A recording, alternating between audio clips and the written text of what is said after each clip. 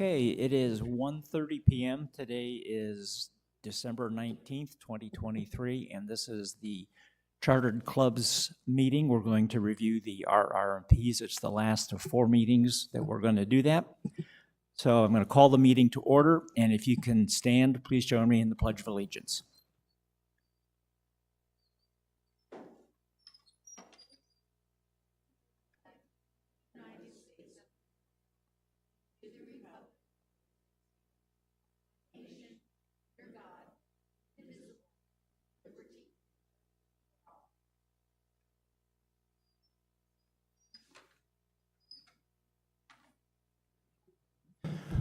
We have one committee member missing. That's Carol Card. She is unfortunately trapped in Maine where they have no power and lots of rain and cold. So, but we do have a quorum. And with that, we'll jump right in. Approval of the meeting minutes from December 5th. Do I see any changes or updates? Okay, seeing none, they will be accepted as written. We have 3 agenda items today. The first one is to go over the Part 4 of the proposed RR&Ps review. That will cover Articles 7 through 10, so we'll walk through those beginning right now.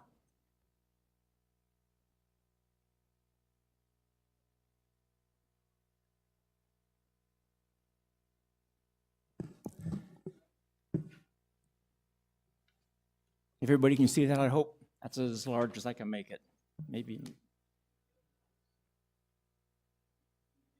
Can I dim the lights? Can somebody operate the lights? Thank you. AC?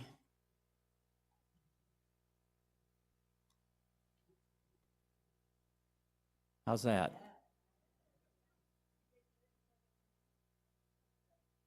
I think we need these so we can see. Okay, this discusses Article 7 is Chartered Club Operations. So clubs are responsible for establishing club bylaws using Form CR3 and the instructions for completing that template. They are also responsible for ensuring attendance and participation in club activities or events, and that they follow club bylaws and the RR&Ps. Club member, non-member check-in and online submission of club roster template. That clubs have the fair and equitable membership use of club designated or shared space, equipment, and supplies. Prohibiting any type of commercial or mass production per club bylaws. Club members are prohibited from mass producing and distributing items for the purpose of individual profit. And there's a reference to the definitions in this document. Clubs are also responsible for prohibiting individual club member sales transactions on association property.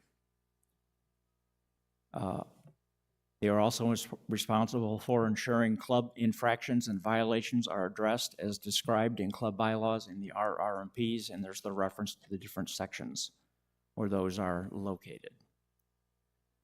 Maintaining the association-provided website, that is scwclubs.com, and they may additionally contract at their own expense their own club-specific, club-funded website with the approval of the Association Information Technology Department. Ensuring the displays justify public view. Displays may contain artist name only. That's obviously for the craft clubs. And then the treasurer duties are carried out as defined in the following articles later on in this document.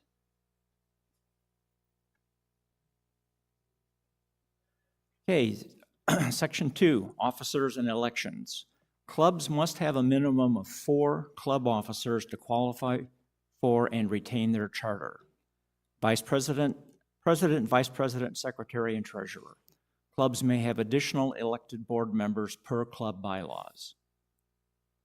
Clubs may have a maximum of 2 co-officers for each position. That is, 2 co-presidents, 2 co-vice presidents, 2 co-treasurers, and 2 co-secretaries. Other designations for sharing an officer position are not allowed. The reason this is in here is that there are some clubs who have kind of gone above and beyond that. There are some clubs that have as many as 10 officers, which makes it very difficult to communicate with the rec centers. So we're going to try to limit that. The designation of club officer is limited by the association to those holding president or co-president, vice president or co-vice president, treasurer, co-treasurer, or secretary, co-secretary positions in a club. References in this document to club president, vice president, treasurer, or secretary shall apply equally to those club members holding shared or co-officer club positions. All club members are eligible to be club officers or board members. The board must be elected by a majority vote, 51% of the club's membership present at the club's annual election meeting, provided that a quorum is established. The date, time, and place of the annual meeting must be posted and announced at all club activities and via all club member communications at least 30 days prior to the annual meeting. Voting results must be recorded in meeting minutes by the club secretary and provided to the club membership. If appointed to fill a vacancy, the appointee must be confirmed by a majority vote of the club's board. Voting results must be recorded in meeting minutes by the club secretary and provided to the club membership.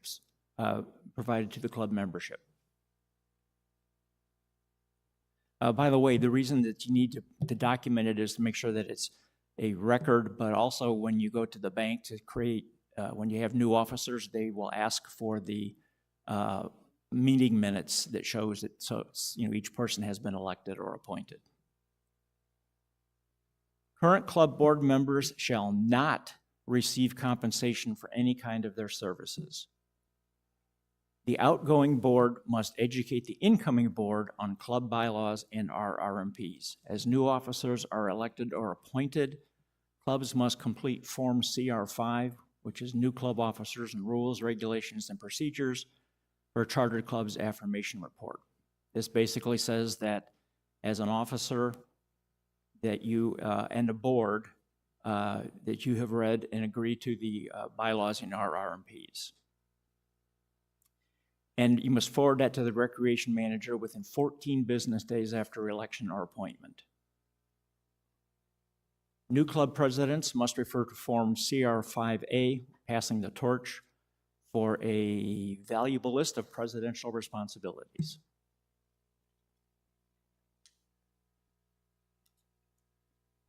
Chartered club members may not simultaneously serve on a chartered club board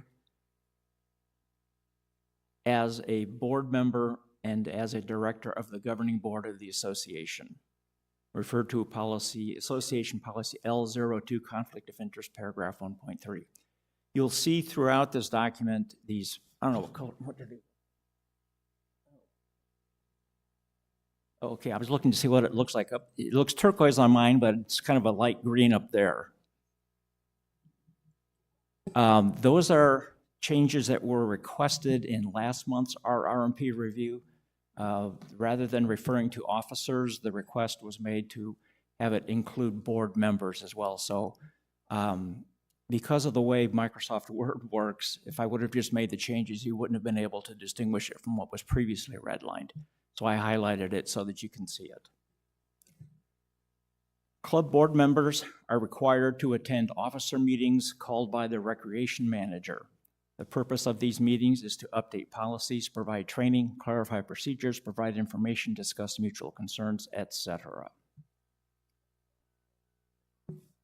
For meetings, chartered clubs will conduct at no charge a minimum of 2 and a maximum of 4 club general membership meetings annually. I believe the current RR&Ps say 3. So if you don't want to have 3, you can have 2, but you have to have at least 2. Clubs utilizing their designated or shared space may exceed the annual maximum number of general membership meetings. One of the general membership meetings shall be the annual election meeting. Reason there's an upper limit on club general membership meetings is that there are some clubs that are holding meetings 12 times a year. And what happens is that because there are clubs having so many meetings, they are excluding, because we have space constraints, excluding clubs are not able to hold their mandatory meetings. So there's an upper limit on the general membership meetings. So it's out of necessity because of space constraints. The club's board will meet as necessary to ensure that club business is kept current. All club meetings are to be open meetings except when personnel or personal or legal issues are on the agenda. Personnel and/or legal matters may not be detailed on the agenda, but should be noted as a confidential executive session. Executive sessions are closed sessions, and refer to Article 7, Charter Club Operations Records, which is below, for how to handle the minutes from those sessions. Meeting agendas must be posted online or in the club's designated or shared space a minimum of 48 hours in advance of upcoming meetings. Meeting minutes must be posted online or in the club's designated or shared space within 1 week following meeting adjournment. Meeting minutes of executive sessions must be retained in the club's confidential files, but shall not be publicly published. And then there's a reference again to where to get more details. Voting may be done in person, by paper ballot, or by any generally accepted manual or technologically assisted method, and results retained in club records. So this broadens the way it stands right now. I think it just says paper ballot or technology, but if you have a voice vote, for example, you can do that, and it's now acceptable. A membership meeting cannot take place at a social activity. However, a social activity may follow a membership meeting. This may seem like splitting hairs, but it does make a difference in what the main purpose of the meeting is set up as.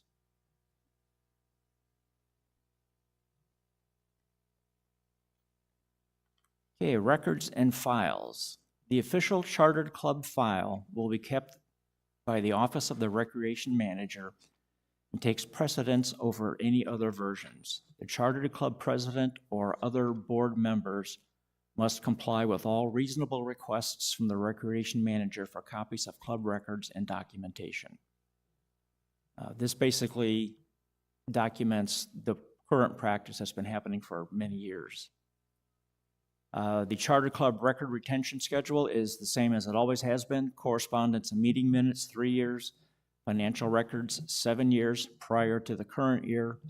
Daily attendance forms, current year and prior year.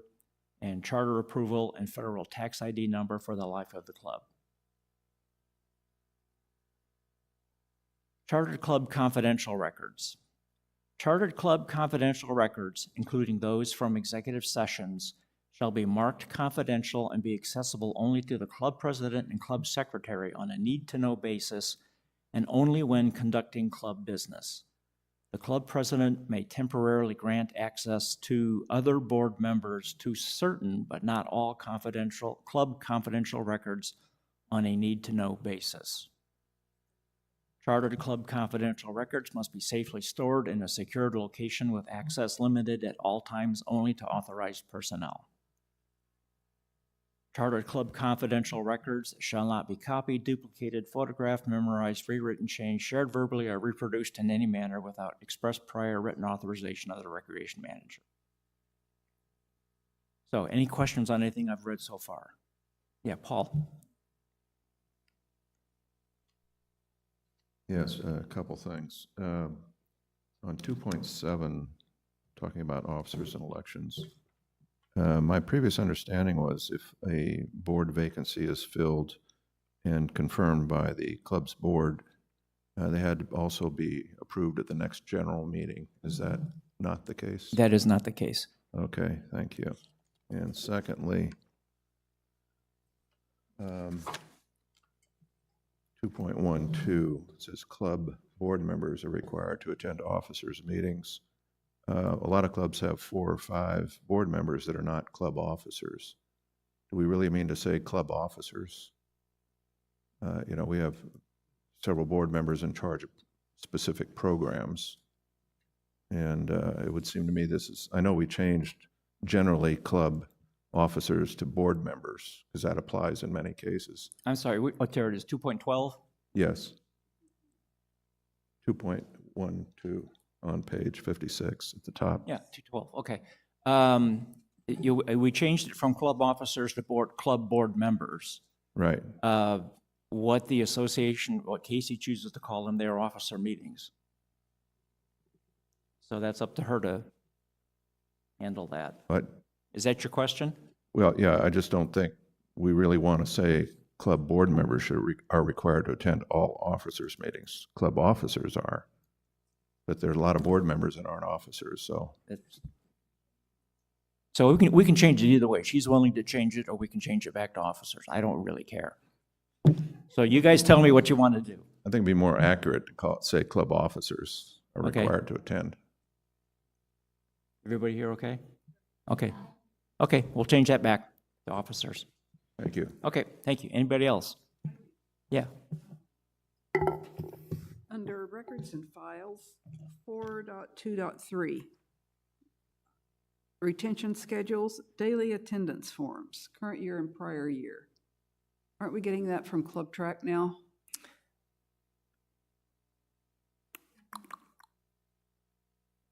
We don't have, Club Track does not maintain prior year. Well, some of the clubs are using Club Track to keep their attendance records. I guess we could print them off at the end of the year and retain, you know, a manual copy at year end of attendance for the year, but it wouldn't be daily. I mean, I don't know it if would be this, have to be a digital copy somehow that you were keeping, right? this is straight from the current RR&Ps as they exist. I don't know who generated this requirement, if this is a tax requirement or. I think it's the original CR4, which is a CR4A now. So Oh. I'm assuming that's what this is referring to. Okay, so if you just print it off at the end of the year. And we don't really accept those anymore because we can collect all that information. This is before Club Track. Right, oh yeah, totally. Maybe we need to just strike that line, 4.2.3? Or is there some other format or some other record we need to keep? So rather than striking it, what if we changed it and said something like daily attendance form or computer-based lists would be acceptable? Something like that. I'd hate to strike it and then say, okay, we're going to pull the plug on Club Track.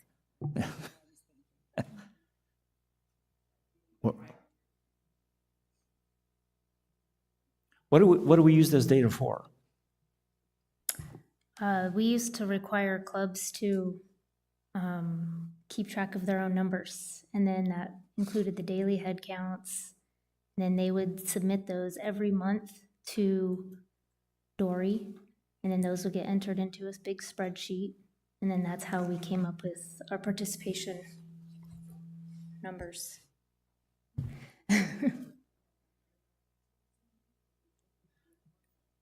So if I was a club officer, I would want to keep records of club participation so that if it ever gets called into question, I have records to back it up.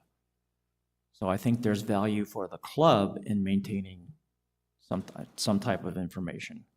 I don't know if daily attendance forms is something. I think it may be monthly because they receive the monthly reports, and we're working on continuing to try and improve those. It's still a work in progress. So what if we just changed it to something like attendance forms, current year and prior year in manual or computerized format or something, wording to that effect? Is that acceptable? Is that, yeah. Okay, we'll do that if that's acceptable.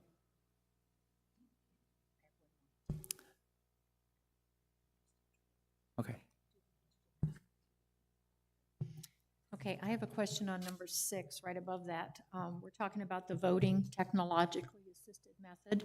I've had the question come up whether that is required to be through the rec centers.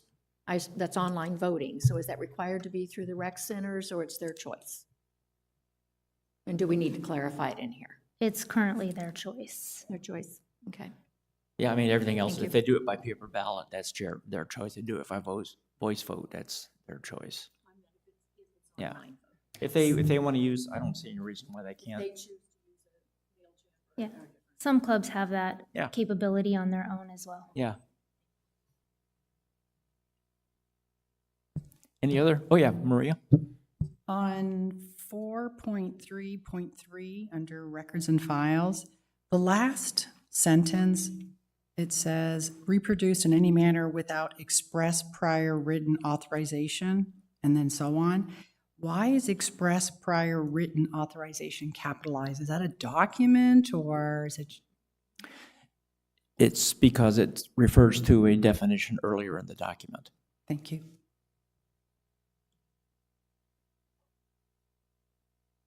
Okay, anything else?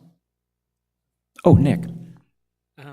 Yeah, just going back to Paul's question about the filling of a board vacancy, the draft bylaws do have a paragraph in there which suggests that the membership can confirm that later. And it's down to the individual clubs, I would assume, as to whether that becomes part of their bylaws or not. Understand, I guess the point is it's not required at this point.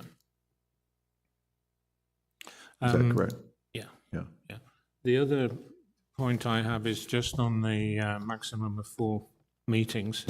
As lots of people know, my brain starts going through potential theoretical possibilities. And one of them which springs to mind is a club has had its 4 maximum mandatory member meetings, and then the pickleball machine breaks and they need to spend $1,500 or $2,000 to get a new one, and that requires a member vote. How do they go about getting the member approval for the spending?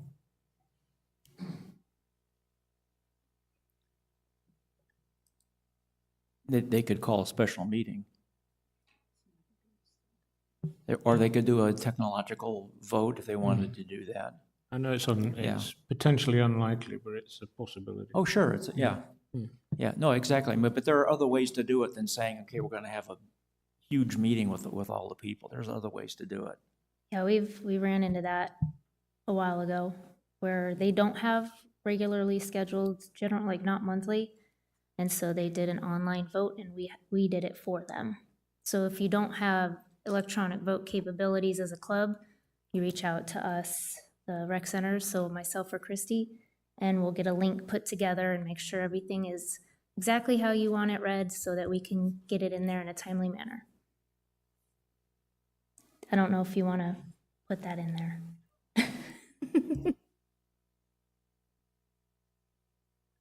Okay, any other questions, comments? Okay, let's move forward. I think I finished with meetings. We did records, participation data. The association will periodically monitor a club's use of space for low club participation numbers, low space utilization, or a club's inability to accommodate its membership in its designated or shared club space. Club space usage will be evaluated annually by the association. Any issues will be discussed with the club and may result in space allocation modifications. The recreation manager will assist clubs in seeking resolution to any space issues. And as we've discussed at length in here before, participation data is not the same as space utilization data. We all recognize that. It's a target. It's not a hard and fast rule, but it's something to help make decisions. That's what it's there for. It's not a hard and fast. Clubs are not going to be penalized if you don't hit your 50% target number, but it's to help manage the space. Operating hours. All arts and crafts clubs must schedule their operating time to allow for a minimum of 75% to be used by club membership for open workshop and general use time. This time will not be hindered by meetings, instructional classes, or other planned activities and must be under the direction of a club monitor. We want to point out that this is operating hours number 6. The current RR&Ps has the minimum operating time of 25%. It's flipped, and they're saying the minimum is 25%. So you could, in theory, the way it's written today, is have 75% meetings and 25% craft time. So it's been flipped and corrected here.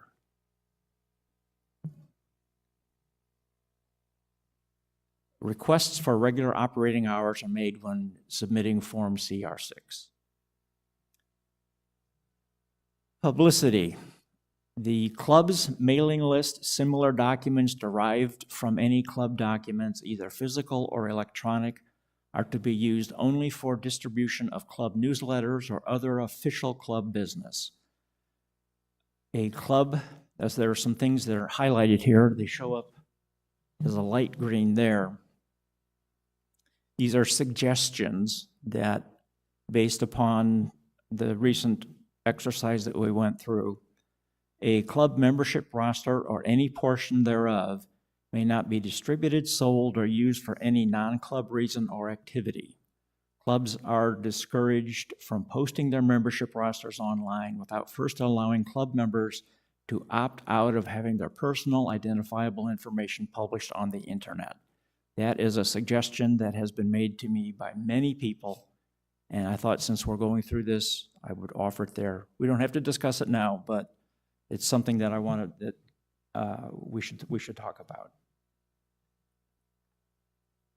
Any club advertising must have recreation manager express prior written authorization. Internal club newsletters, websites, or flyers must state for club members and their accompanied guests only. Unauthorized posting of flyers or notices on any windows on any association property is prohibited. Instructors performing services held in association facilities shall not advertise their services or sell items. The Office of the Recreation Manager will review and accept flyers to be distributed to all recreation centers. Chartered clubs may not endorse or support causes/propositions or candidates for elective office other than their own internal elections. And that references the association policy L04 and L13. All clubs must adhere to the advertising, sponsorship, and signage policies of the association. Okay, that's Article 7. Any questions, comments altogether? Any questions or comments from the audience? Oh, Nick? Okay. I know you said we don't have to do it now, but when do you want to discuss on the email address side of things? The new blue highlights. We'll discuss it at a meeting to be determined. Okay.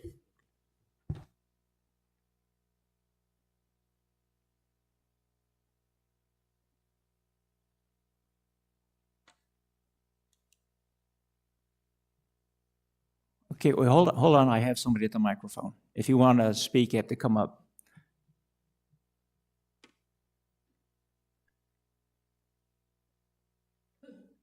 Deborah Sinelli, 123357. I'm not sure exactly where these things were, Jack, but the meetings that our club holds, general meetings, we have one every month except for 4 months of the year, June, July, August, and September. But they take place during our activity time in our room. Is that okay? Okay, it kind of was, but I wasn't sure about it. And then the display of the minutes, we share a room with another craft group. So do you want us to display our minutes from our general meetings in the room? Either in the room or online. Doesn't, in my experience, shared spaces have had bulletin boards for each of the clubs we using do. that. You can put them there. And that's okay? Sure. Okay. I just thought they were supposed to be kept more private for just your group. No, they're public. They're open meetings. Okay. The CR5s, we just installed our new officers this past Monday. So for us, when are the CR5s due to the rec center? When's their term of office begin? January 1st, so it would be 2 weeks after that. Correct. Okay, Is that right, Casey? Yeah, that's correct. all right, perfect, thanks. Mm-hmm. So now is the time to ask questions about this whole section. Jean Phillips. I don't need to read off my rec card number, but I'm with Rip and Sew. Please tell us your rec card number. Well, I'm just going to write it down, but you want it? Yeah, please.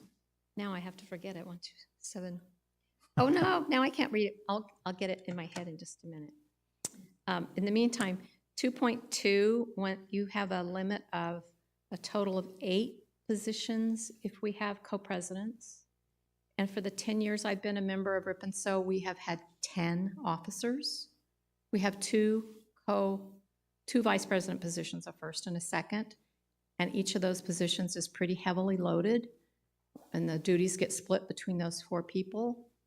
So you're saying now I have to find a way to split and load that work up onto more work onto fewer people. That's what that So you have Section 2.2. You have 4 co-vice presidents?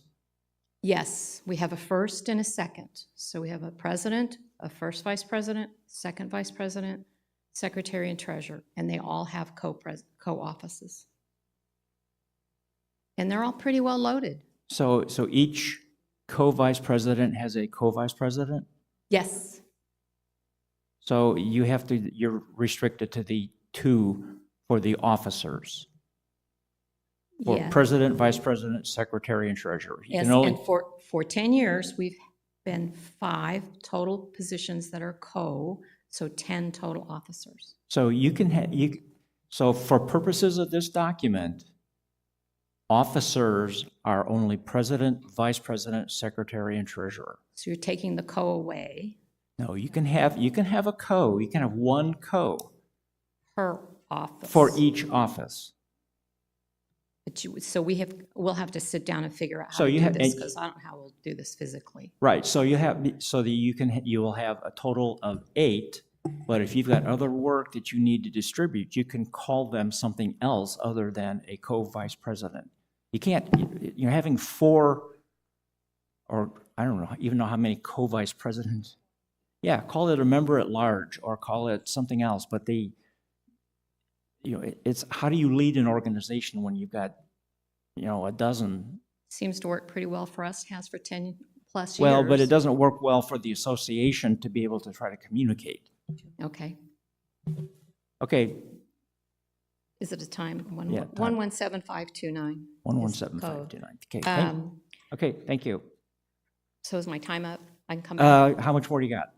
I have a question on 3.1, the maximum general meetings. What changed in the space requirements?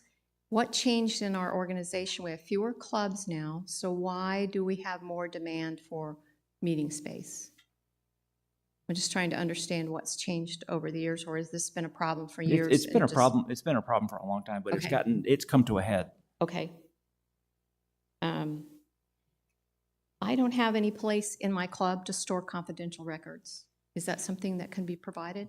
When we had our club retrofitted and the cabinets refaced, they refused to give us individual locks for the cabinets. So we have 3 keys for over 40 cabinets.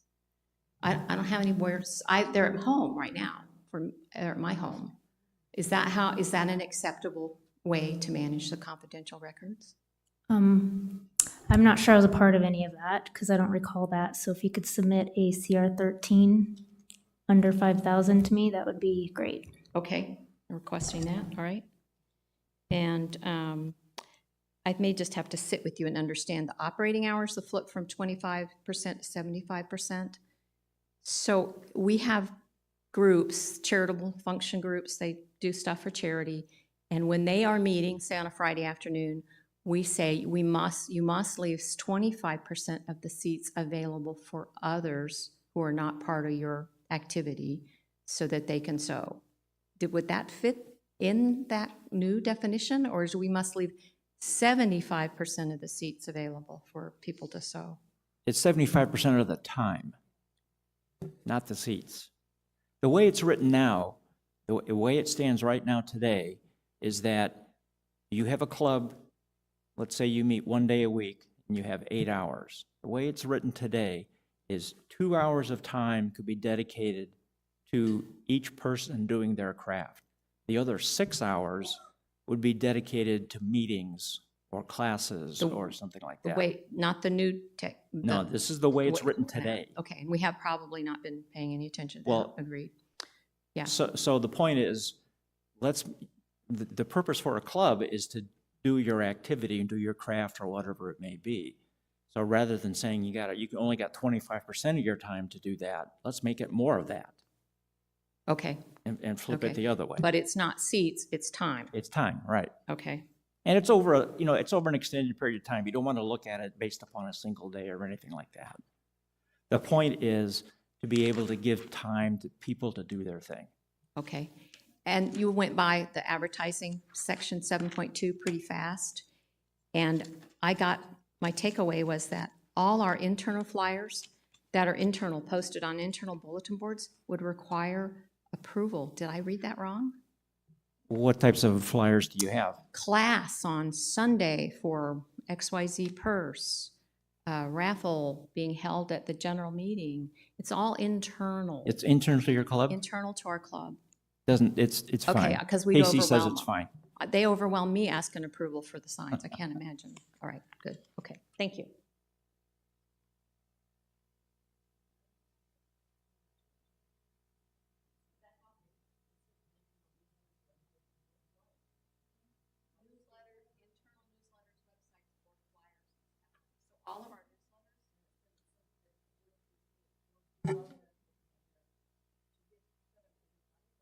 Joe, and we can't hear you.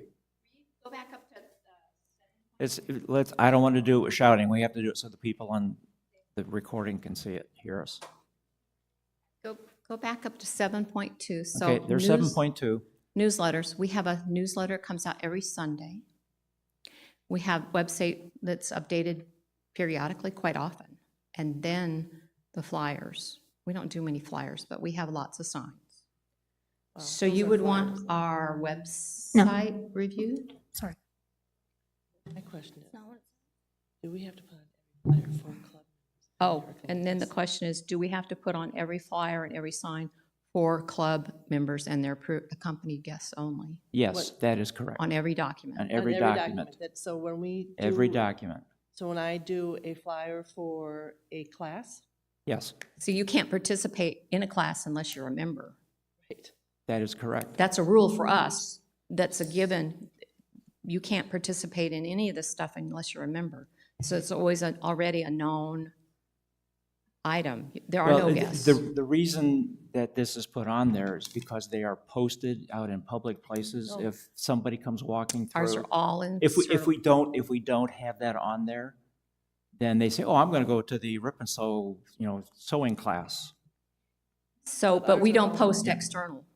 We don't post Yeah, but if outside somebody of our goes into club the walls. room, if somebody goes into your room and says, oh, I'm going to go to this class. You can't, and we just say, you got to join, baby. Right, so then in order to avoid having that happen, just put it on there that says, Just put it on everything. yeah, Look at the exactly, put footprint. it on everything.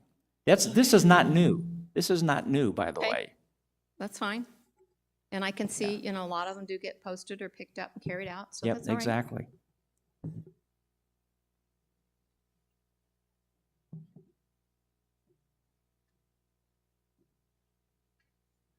Okay, Article 8.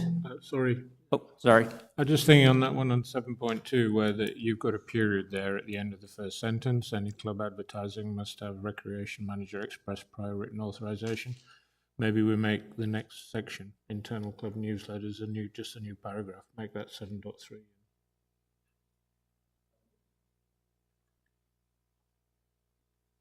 Then it's a little more obvious that an internal flyer doesn't need express prior written authorization. Okay, but then you'll have to add that the club advertising must also include it. But yeah, I see what Nick's saying is split it up into two. Okay.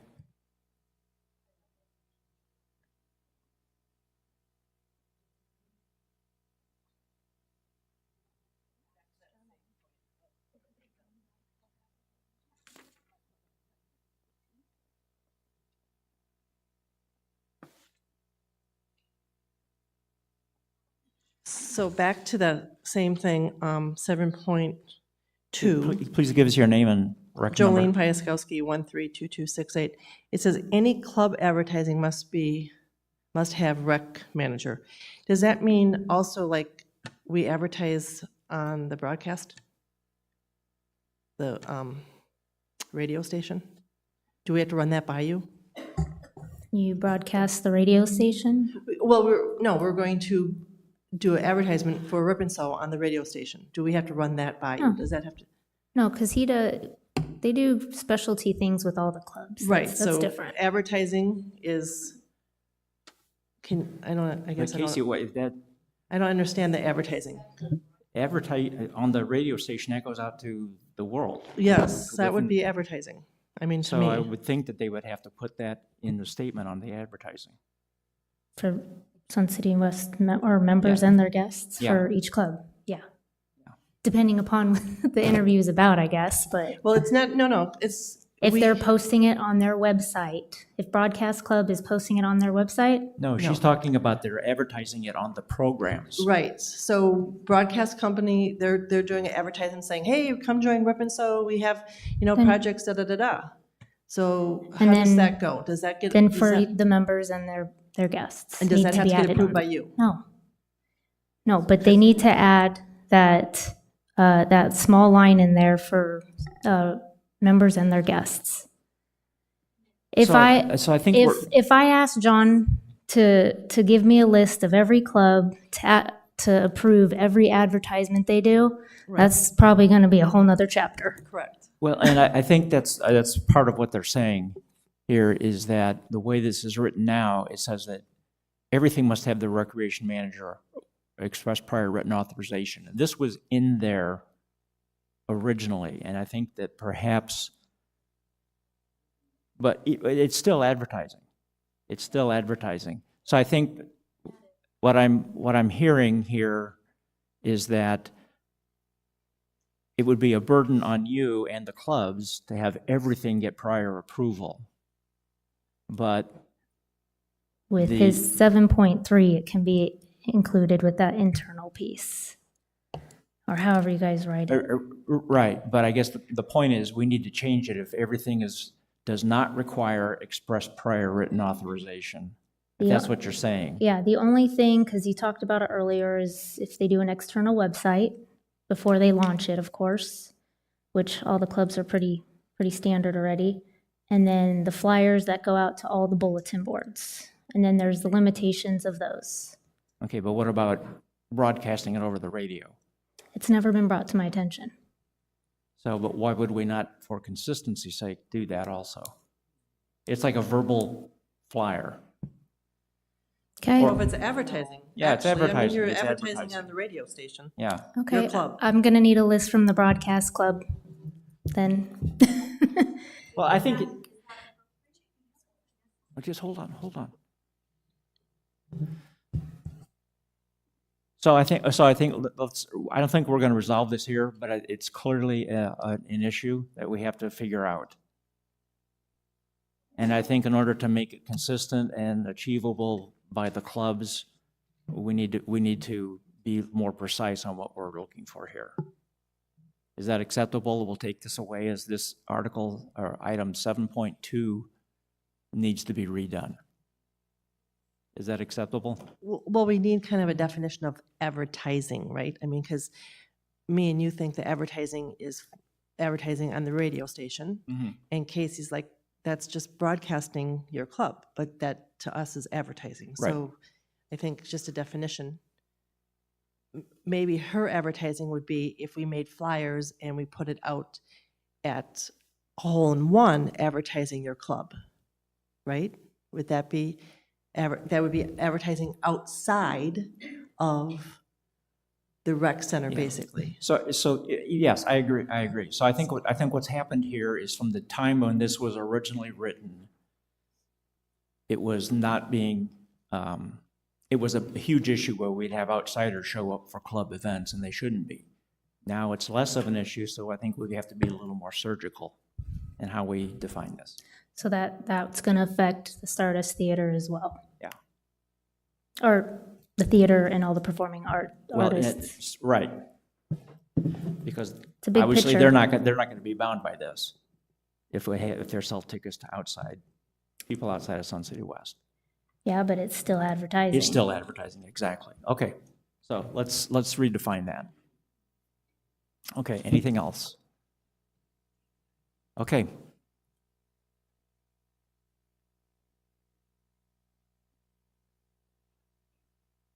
Good discussion. Okay, Article 8, Safety and Health.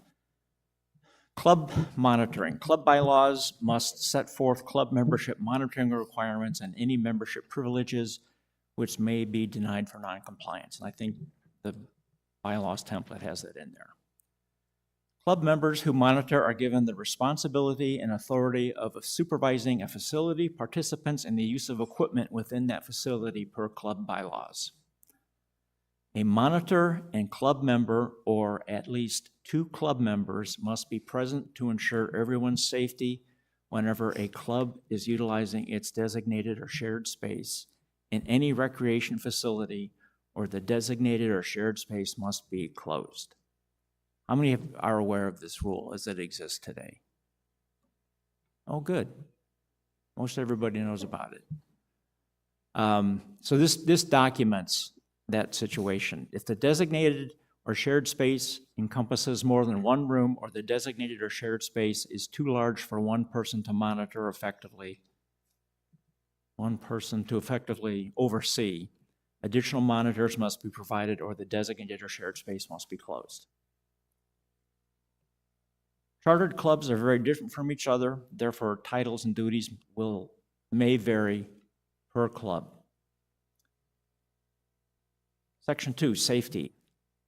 Any club using equipment and/or tools or materials considered hazardous must establish written safety rules and appoint a safety committee to oversee and enforce those rules.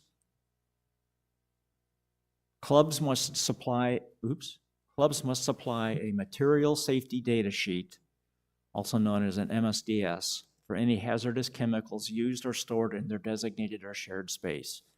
Chemical providers should be able to provide these documents. Does everybody know what an MSDS is? No? Okay.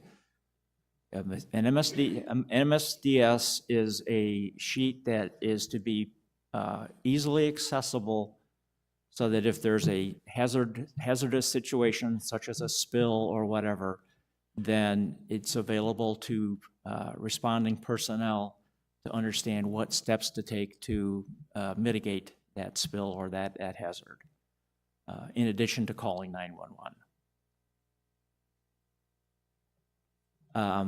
2.2, at no time will any electrical or gas-operated equipment, such as kilns, be energized and left unattended without express prior written authorization from the recreation manager and facility lead. Express prior written authorization may be rescinded at any time by the recreation manager or facility lead at their discretion. There are clubs that have kilns that are running 24 hours a day or have 24-hour cycles. So it's important that not only does Casey know about it, but also the facility lead knows about it, so that they're aware that those things are running during that particular time. And if there's an unsafe condition or whatever reason at their discretion, they can rescind that permission to run that 24 hours a day. A copy of the club's recommended safety rules and any changes must be forwarded to the recreation manager for review and approval prior to posting in the club's designated or shared space. At a minimum, the written rules must delineate the safe operating procedures for all equipment and be conspicuously posted. Any questions on that? I don't. You read procedures. Oh, did I say policy, or? You said operating procedures. Okay, thank you, operating policies, thank you.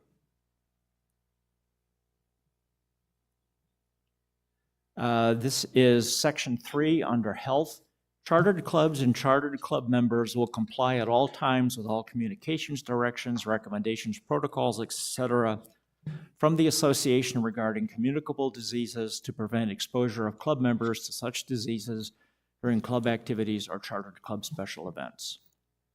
Chartered clubs and chartered club members will comply with all communications, directions, recommendations, protocols, etc. from the association in the event that possible or actual exposure to communicable diseases has or may have occurred during chartered club activities or chartered club special events. Obviously, the COVID thing, caused this to be there.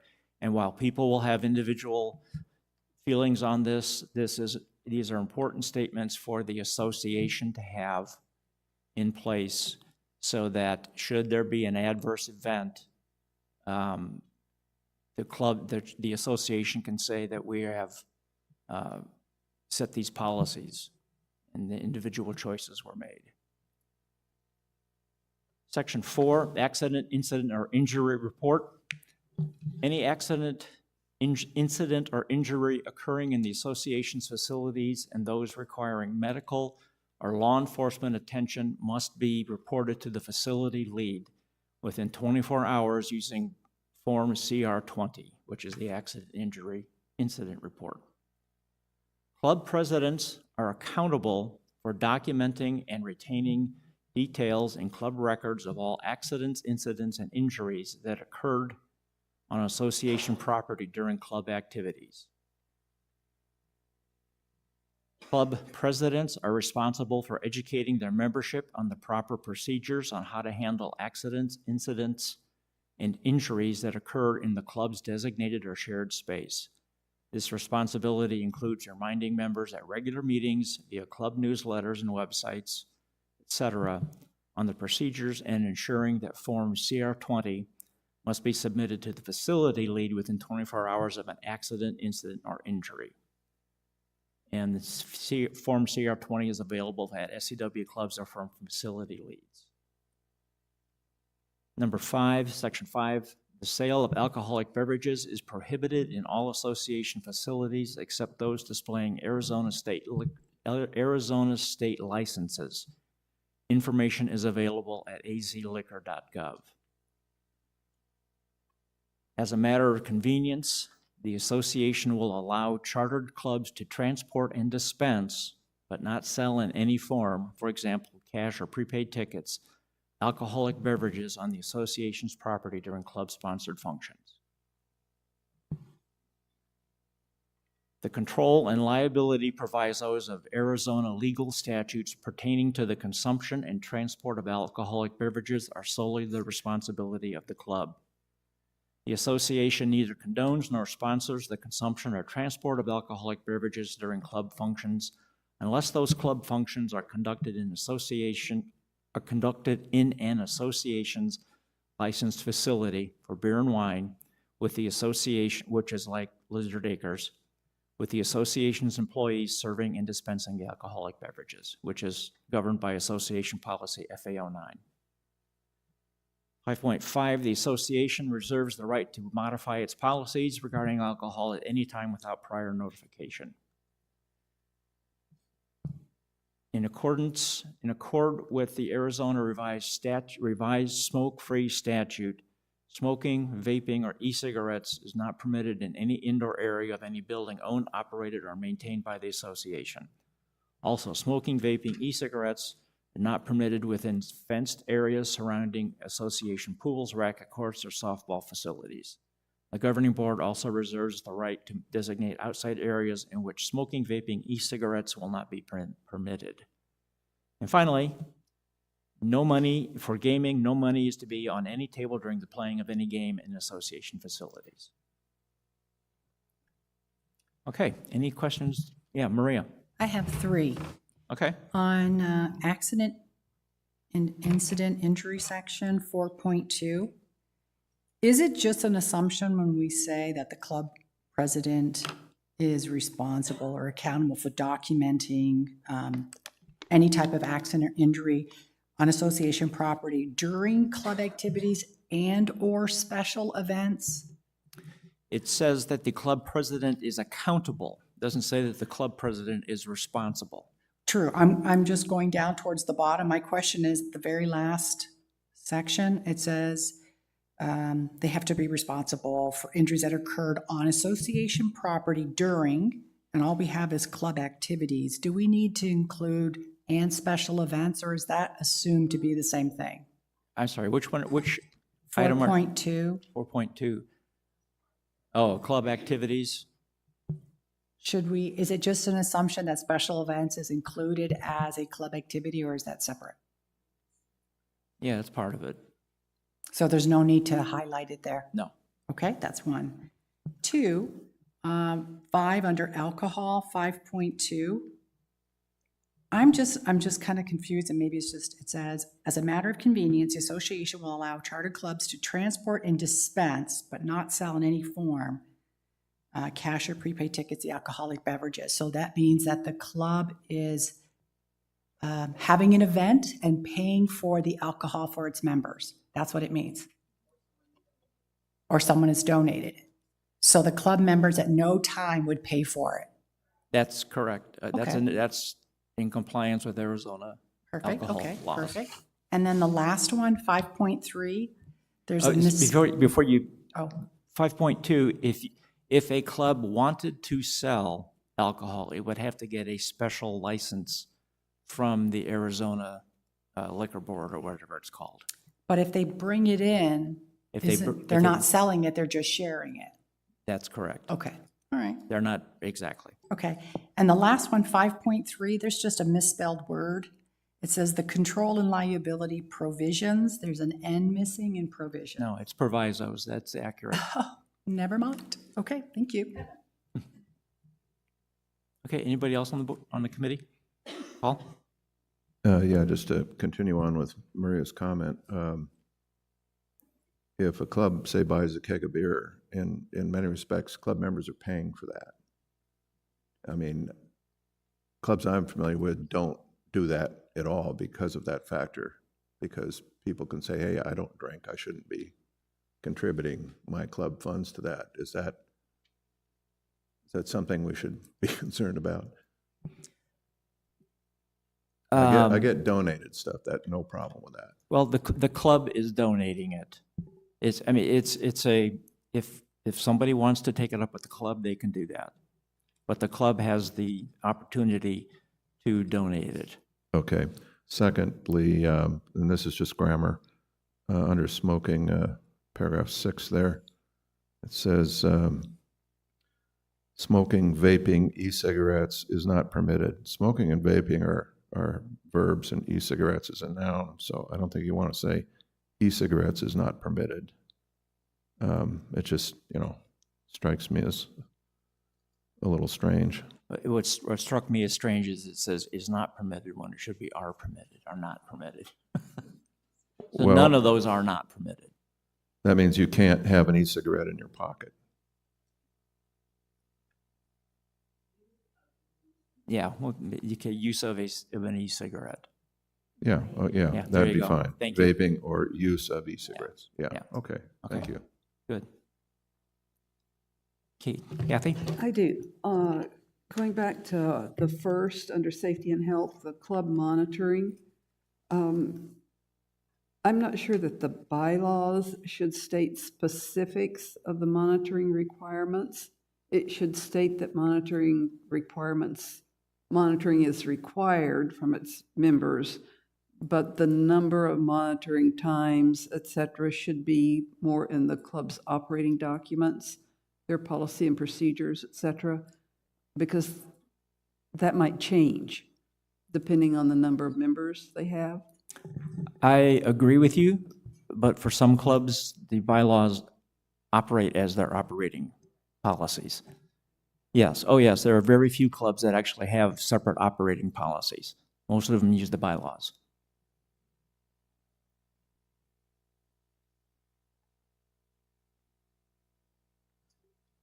Okay, that's Article 8. Any questions from the audience? I see you. My name is David Bennett, rec card number 137887. This had to do with MSDS sheets. I ran a lab for, 40 years.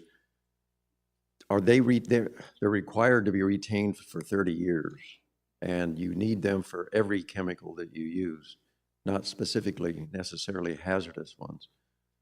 I don't know about Arizona law, but was EPA law. I was an EPA certified laboratory, so maybe slightly different. But we had to have MSDS sheets on distilled water that we used. I had sodium chloride because it was a chemical, but that's table salt. So, and you wouldn't believe the hazards that they list for those things. It's just ridiculous. But we were required to keep every edition. If you got a new one because they updated it, you have to keep the old ones for 30 years, because if your practices are based on the current MSDS sheet and somebody gets injured or something, and then 20 years later they change it, and they come back and said, well, you weren't operating, but as long as you're operating under the current MSDS sheet. So we had to keep every update, and we had to keep them for 30 years. So just, I don't know what your procedures are, but. Okay, thank you. Casey, do you want to? Yeah, I was going to do some extra research, but I do know that I've worked with the leads. Some of you know that we've worked with you on consolidating your cabinets, and we found a lot of chemicals and powders that don't belong because we don't have the proper worksheets in there.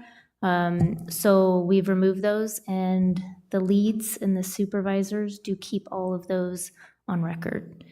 So we do have those for filing. So then maybe is this something that the facility leads should keep rather than the clubs? They do. So like, for example, we just did quite a bit at Kuntz. So Karen went through, brought her book, whatever we have in the book. If she already has it, it's accounted for. But if it's something new, she'll go through and add it.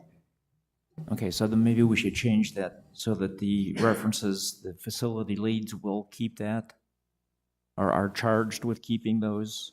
Yeah, because, I mean, correct me if I'm wrong, Cliff, but that's an OSHA requirement, and that would, because we use so many chemicals.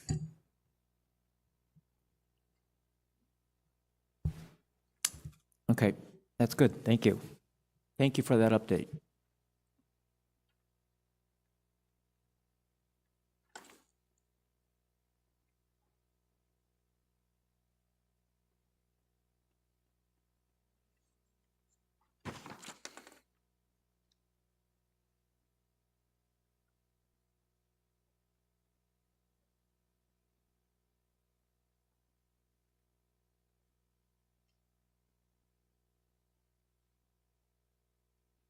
Yes, go ahead, sorry. That's okay.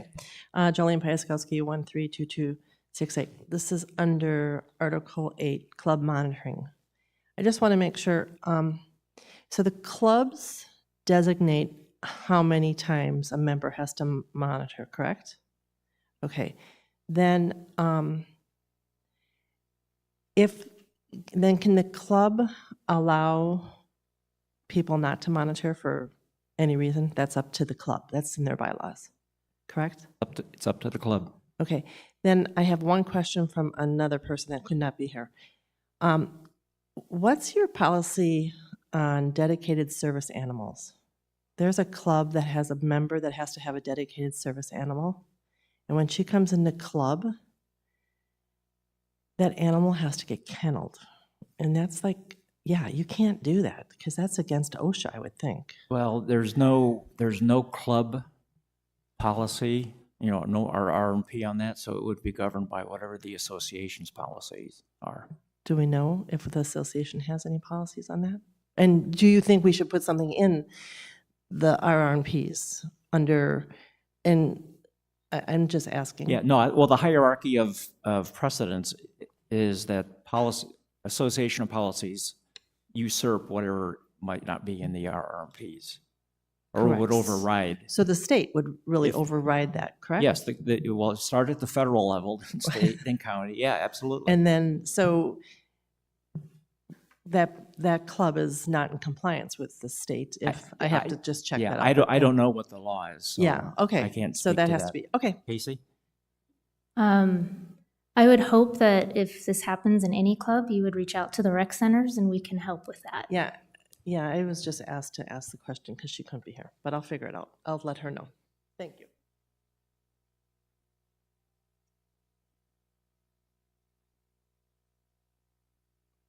Yes, Jean Phillips, 117529.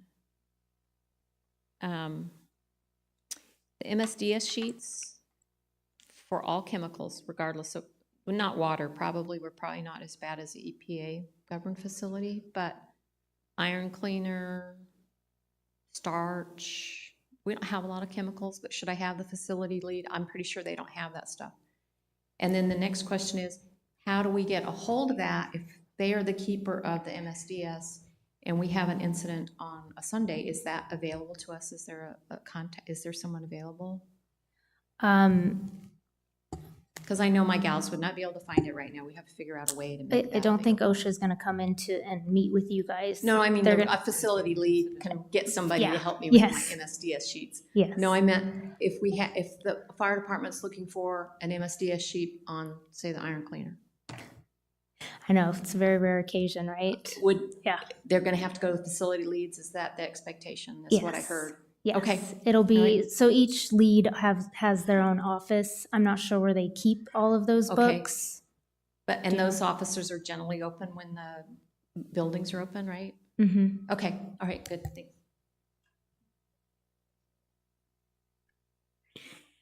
Deborah Sinelli, 123357. It has always been my understanding that there is a difference between a therapy dog and an animal that is used to keep somebody comfortable. A therapy dog, I had a piano student one time, their therapy dog would let this child know before he had a seizure. And the kid could get off of the piano bench, go down to the floor so that he wouldn't hurt himself. Those dogs have special vests. They have special paperwork, which the owner should always have on them. If a person has an animal with them, a dog with them, just because it keeps them comfortable and safe, that's different. And those animals should be kenneled. So if they're bringing it in, if it is for a medical condition that this person has, then that dog cannot be kenneled. But they are also trained to where they stay right by the side of the owner and they lay quietly. Nobody is supposed to pet them. Nobody is supposed to acknowledge them. So I think there's a really big difference there. So Jolene, that might be something that, yeah, then I don't think they can be kenneled. Okay, thank you. Anything else? Okay, we're getting down to the end here. Article 9, classes, contracts, equipment, and facilities.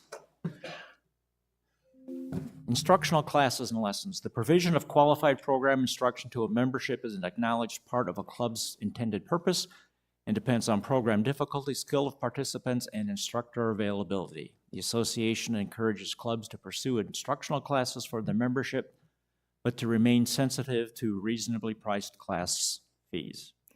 Chartered club instructional classes and/or series of lessons must ensure a fair and equitable opportunity for participation to all its members. Procedures and/or qualifications must be defined in club bylaws. Clubs are encouraged to seek instructors from within their membership or those of other chartered clubs. A club board is responsible for determining instructional program needs, the qualifications of instructors, and class schedules. In addition, only elected club board members are authorized to negotiate class fees and contractual relationships with the concurrence of their board. And then there's a reference to that below. Club members may be dismissed from a class by the club's board upon recommendation of the contractor or instructor. In such cases, the club board and the contractor determine whether a refund may be given. For a person or organization who is not a contractor but a club invitee, the association may exercise its right to require a club's invitee to hold harmless the association and to provide a certificate of insurance for such insurance coverage as may be required of the invitee by the association. So what does that say? That says that if a person, let's take the yoga club. We have a class is happening, is scheduled to take place, and Connie comes and she brings her friend who happens to be a certified yoga instructor. The regularly scheduled instructor doesn't show up, so would Connie's friend be able to fill in and conduct that class? The answer is only if they had a contract in place and if they have a certificate of insurance. So it allows for it that it may happen, but you got to have that put in place first.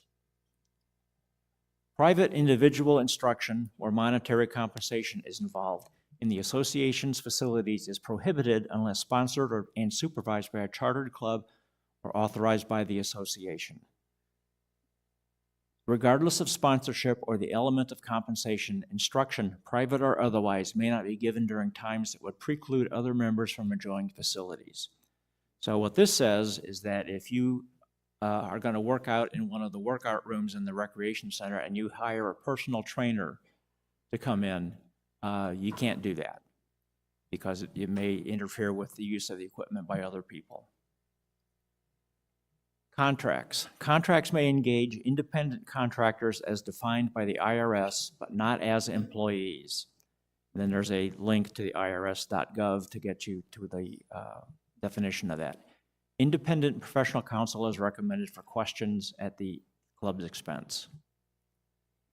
Independent contractors who are paid by a club to perform services must be engaged with Form CR8, which is the Independent Contractors Agreement. Form CR8 must be signed by the contractor and club president and reviewed by the recreation manager for reasonableness and liability insurance coverage. This does not imply that clubs may enter into contracts with people.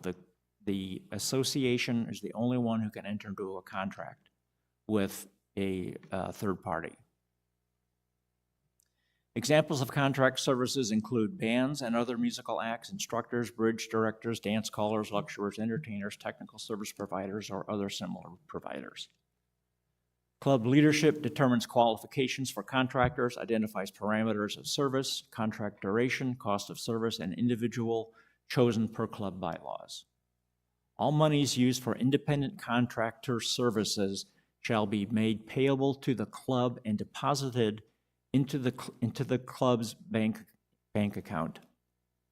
The treasurer shall pay the contractor the contracted fee by check or approved electronic transfer. So there's some colored things here. One was, I just changed some grammar here, that they shall be made payable, deposited. I'm suggesting that we move the words by the treasurer because it could be deposited by anybody within the club. But it has to be done into the club's bank account. The treasurer shall pay the contractor by check. So that's to avoid handling any cash during a class. Clubs are encouraged to include a 30-day notice of termination without cause phrase for both parties. Consult the recreation manager for contract details and early termination with cause. Clubs failing to sustain a contract remain financially obligated to that contractor, including the potential for litigation.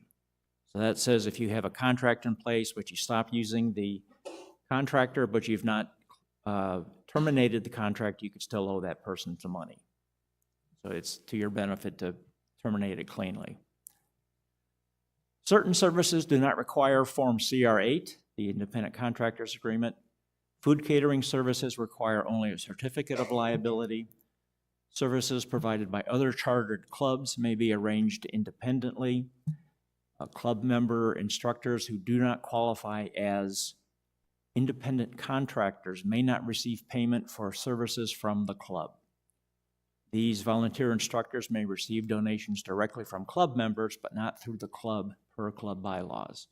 So if somebody volunteers in the Clay Club, volunteers to teach a class about how to make vases, and they do that as a member and as a benefit to the club, they cannot be paid by the club because they are not an independent contractor. However, they can accept gratuities or donations from the class members.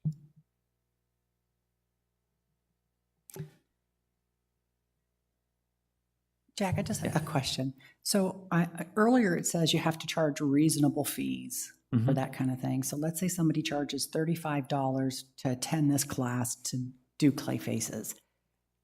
So that money would go to the club. So would they ask the people, in addition to the $35 to pay for the class, you can also give a donation to the internal instructor?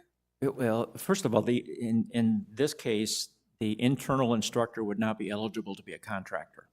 So they would not be paid by the club. So it's an either or. If you have somebody who's contracted, they get paid $35 for that class. If it was an internal person conducting that class, then they would not get paid $35 and could ask for donations. But the club could ask for $35, right? To take the class. The class fee, right? They could charge for the class fee. I suppose they could, sure. There's Could nothing that they? says that they can't. Yeah. And then on top of that, you can ask people who want to donate to the instructor on top of that?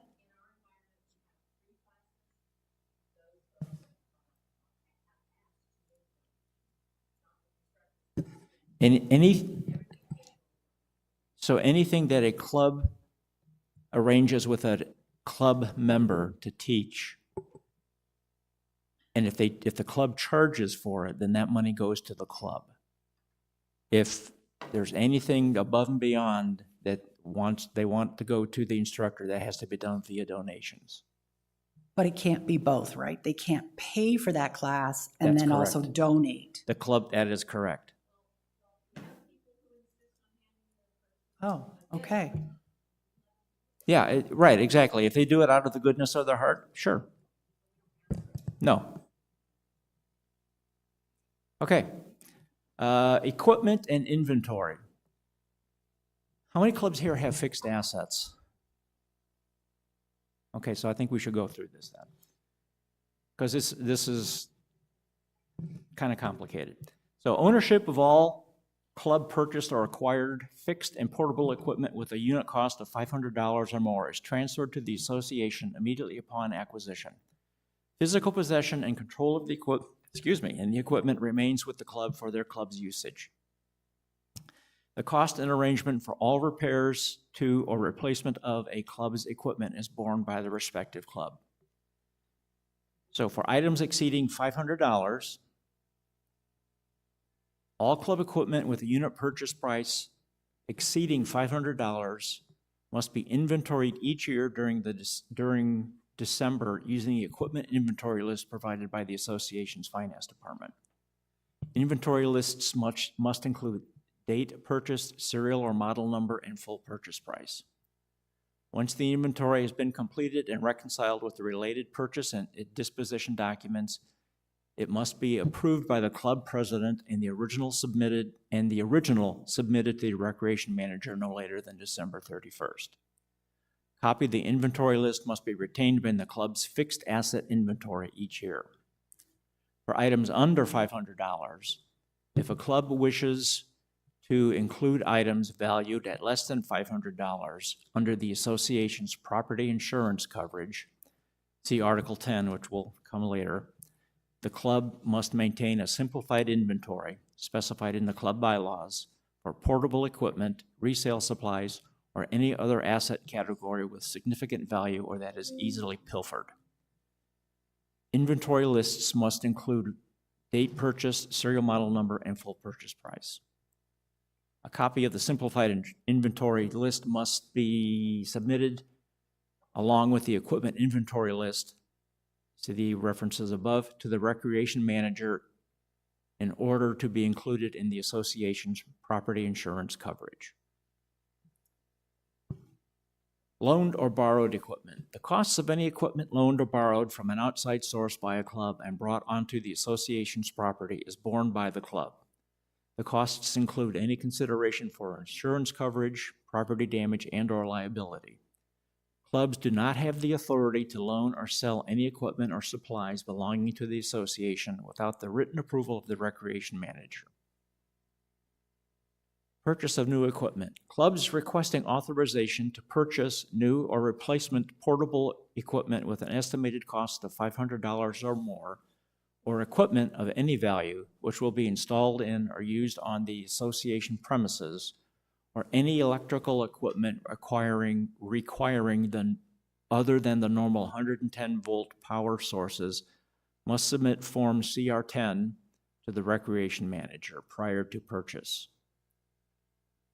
Processing Form CR10 will be completed within 7 business days of receipt of request. If more time is required, the club will be notified by the recreation manager of a new date. Once approved and the item purchased, a copy of all purchase documentation must be forwarded by the club president to the recreation manager for processing. Trade-in equipment. Trade-in equipment is allowed in conjunction with the purpose of replacing an item. Clubs desiring to use a trade-in item identifies appropriate facts and justification in writing on Form CR10. Sale of equipment. Clubs may be authorized to sell inventory equipment when the monies derived will be used toward the purchase of new or replacement equipment. Submit Form CR10. Announce the members only sale to the club, conduct the sales as is in a sealed or closed bid format for items valued over $500. Over $500 to the full club membership for a minimum of 10 business days. Provide copies of all purchase documentation for the new item and forward them to the recreation manager for inventory accountability. Include a summary of the sale item disposition. That is, number of bids received, sale price, and name and address of the buyer. Donation and memorialization information can be found under the link here that's you can't see, but there is a link there. See also policy FAO2. Facilities, repair and maintenance of facilities. The club president must complete and submit Form CR12 for all facility repair and maintenance needs. Requests for interior remodeling under $5,000. Clubs are not allowed to modify or repair any of the facility, building, or infrastructure which include items attached to the building without association approval. Clubs may bear the cost of materials and labor. If the area is a shared space or for community use, the association will determine the amounts. All labor is to be performed or supervised only by the association maintenance department. The club must fully justify the need for interior remodeling, providing demonstrable evidence that the existing space is no longer suitable for reasons, including but not limited to full or overutilization of the available space, staggering participation schedules, utilizing off-site storage, presence of an immediate safety issue, etc. The appropriate association form accompanied by meeting minutes. This is really very important. The association is landlocked. We don't have a lot of space in which we can build new buildings. We don't have a lot of money on which we can build new buildings. So it's important for clubs to do everything they possibly can to address any issues with storage issues, having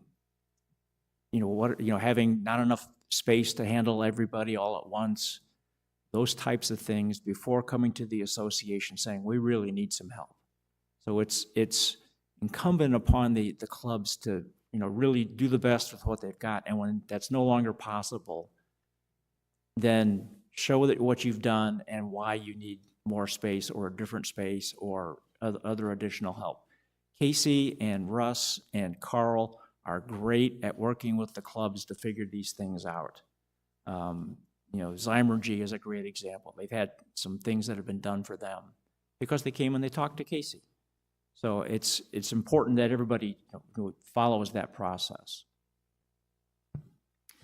Submit Form CR13 with documentation to the recreation manager. The club's request will be evaluated for program need versus want, safety concerns, maintenance, repair, replacement of like kind, or as a new capital project that benefits the community.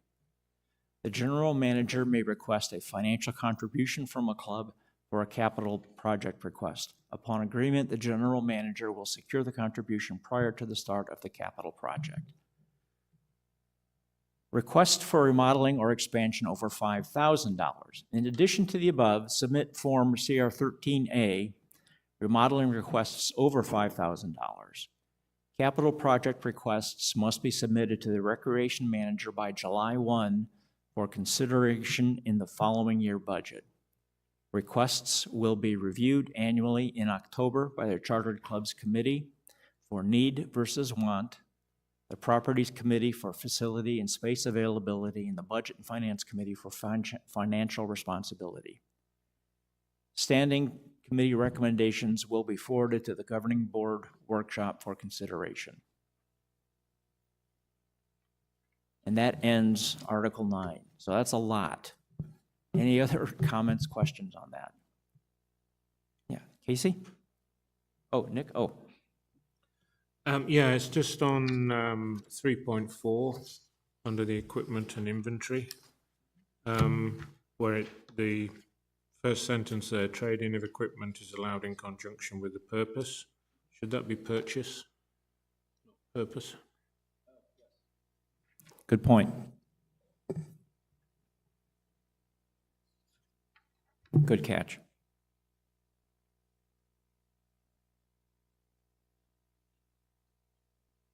Anybody else on the committee?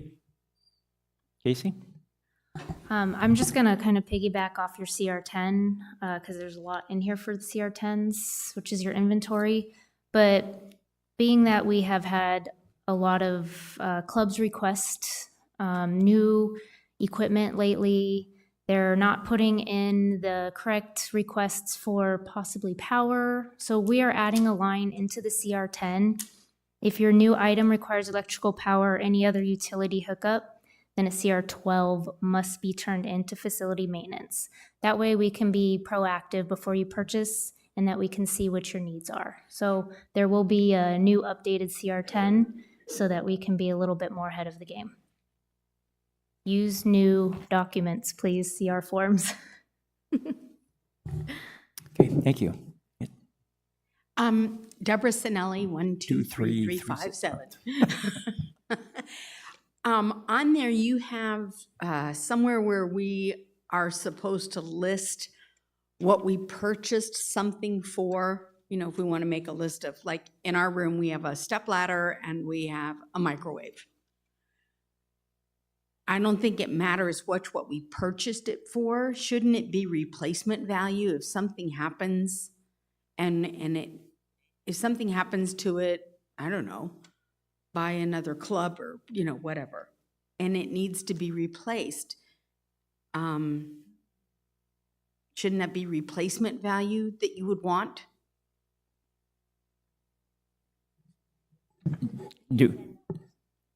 Cliff is shaking his head. Oh, there's Cliff. Yeah, I think it's for insurance purposes. Yeah. Well, I know at church, my organ that I play every year, we do it for the replacement value because it's sure, more that's a large capital item. Well, so. I mean, it's not just a little. Okay. Different type of asset. Yeah, exactly. We will, you'll need to put the purchase price, and then that'll be assessed if there is an insurance claim at that time. But purchase price is what the insurance company requests. Okay.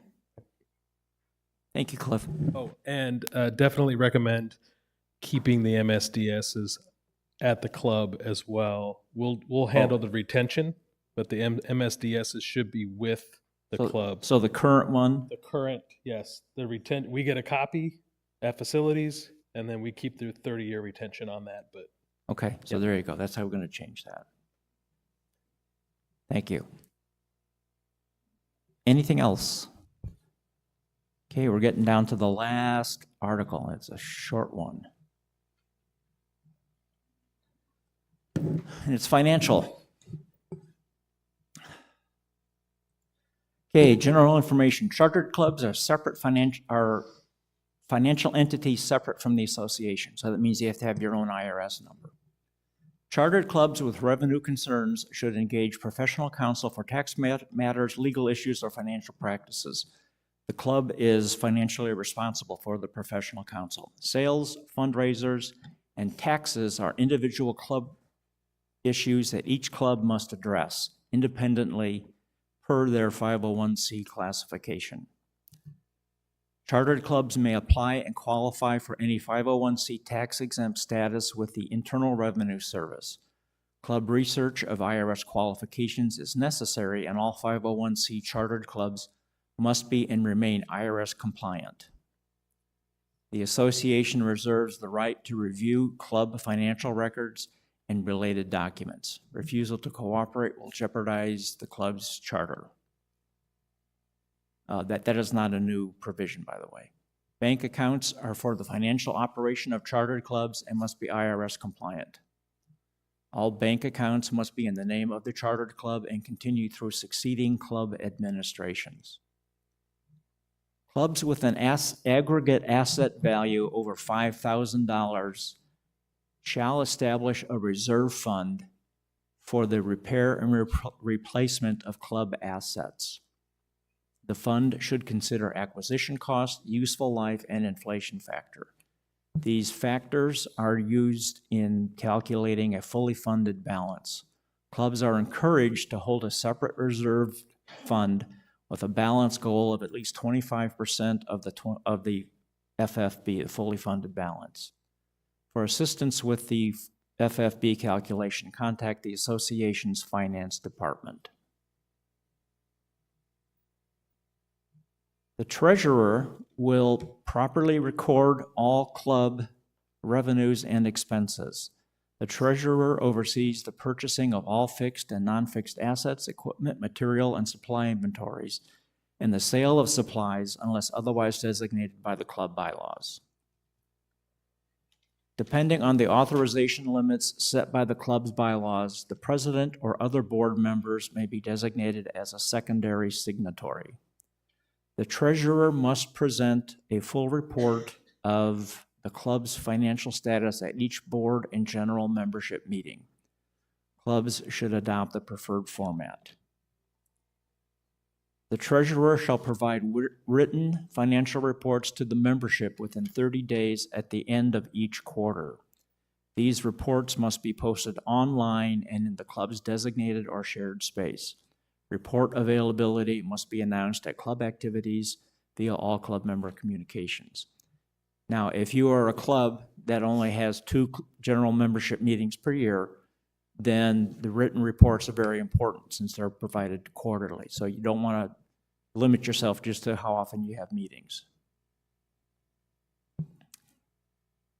This next statement is one that was originally in which is currently in the RR&Ps, but this has been updated to reflect information provided at the recent treasurer's meeting.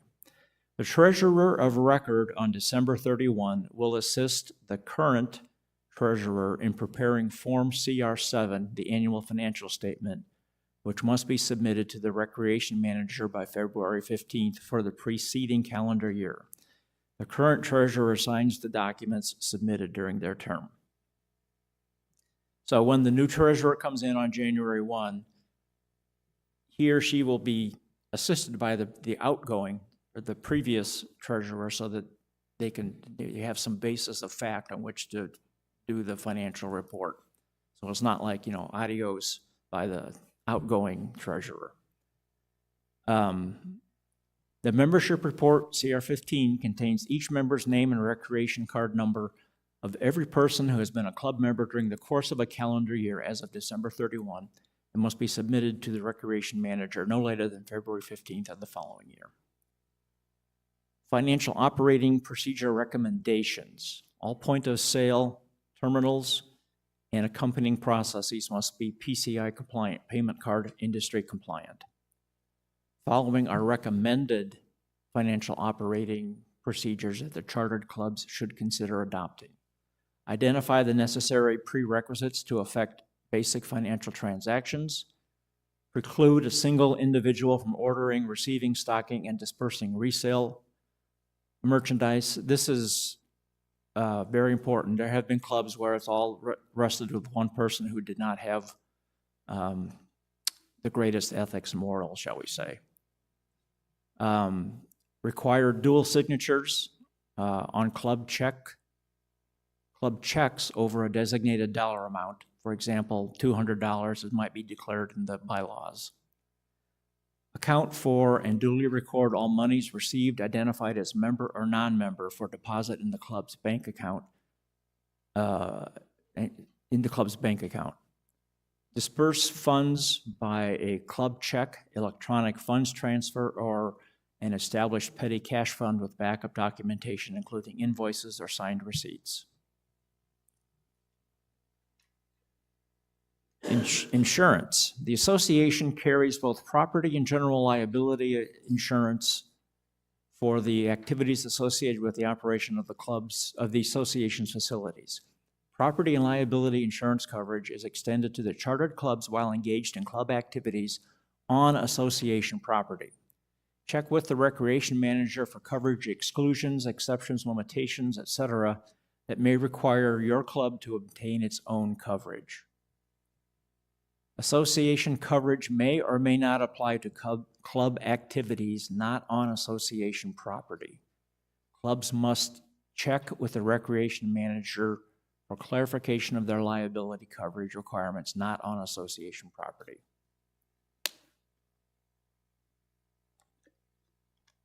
Individual member personal property is not covered under the association's policy. Members should review their homeowner policies with their agent or brokers for this coverage. And then there's a quote here from Association Policy Article 10, General Provisions.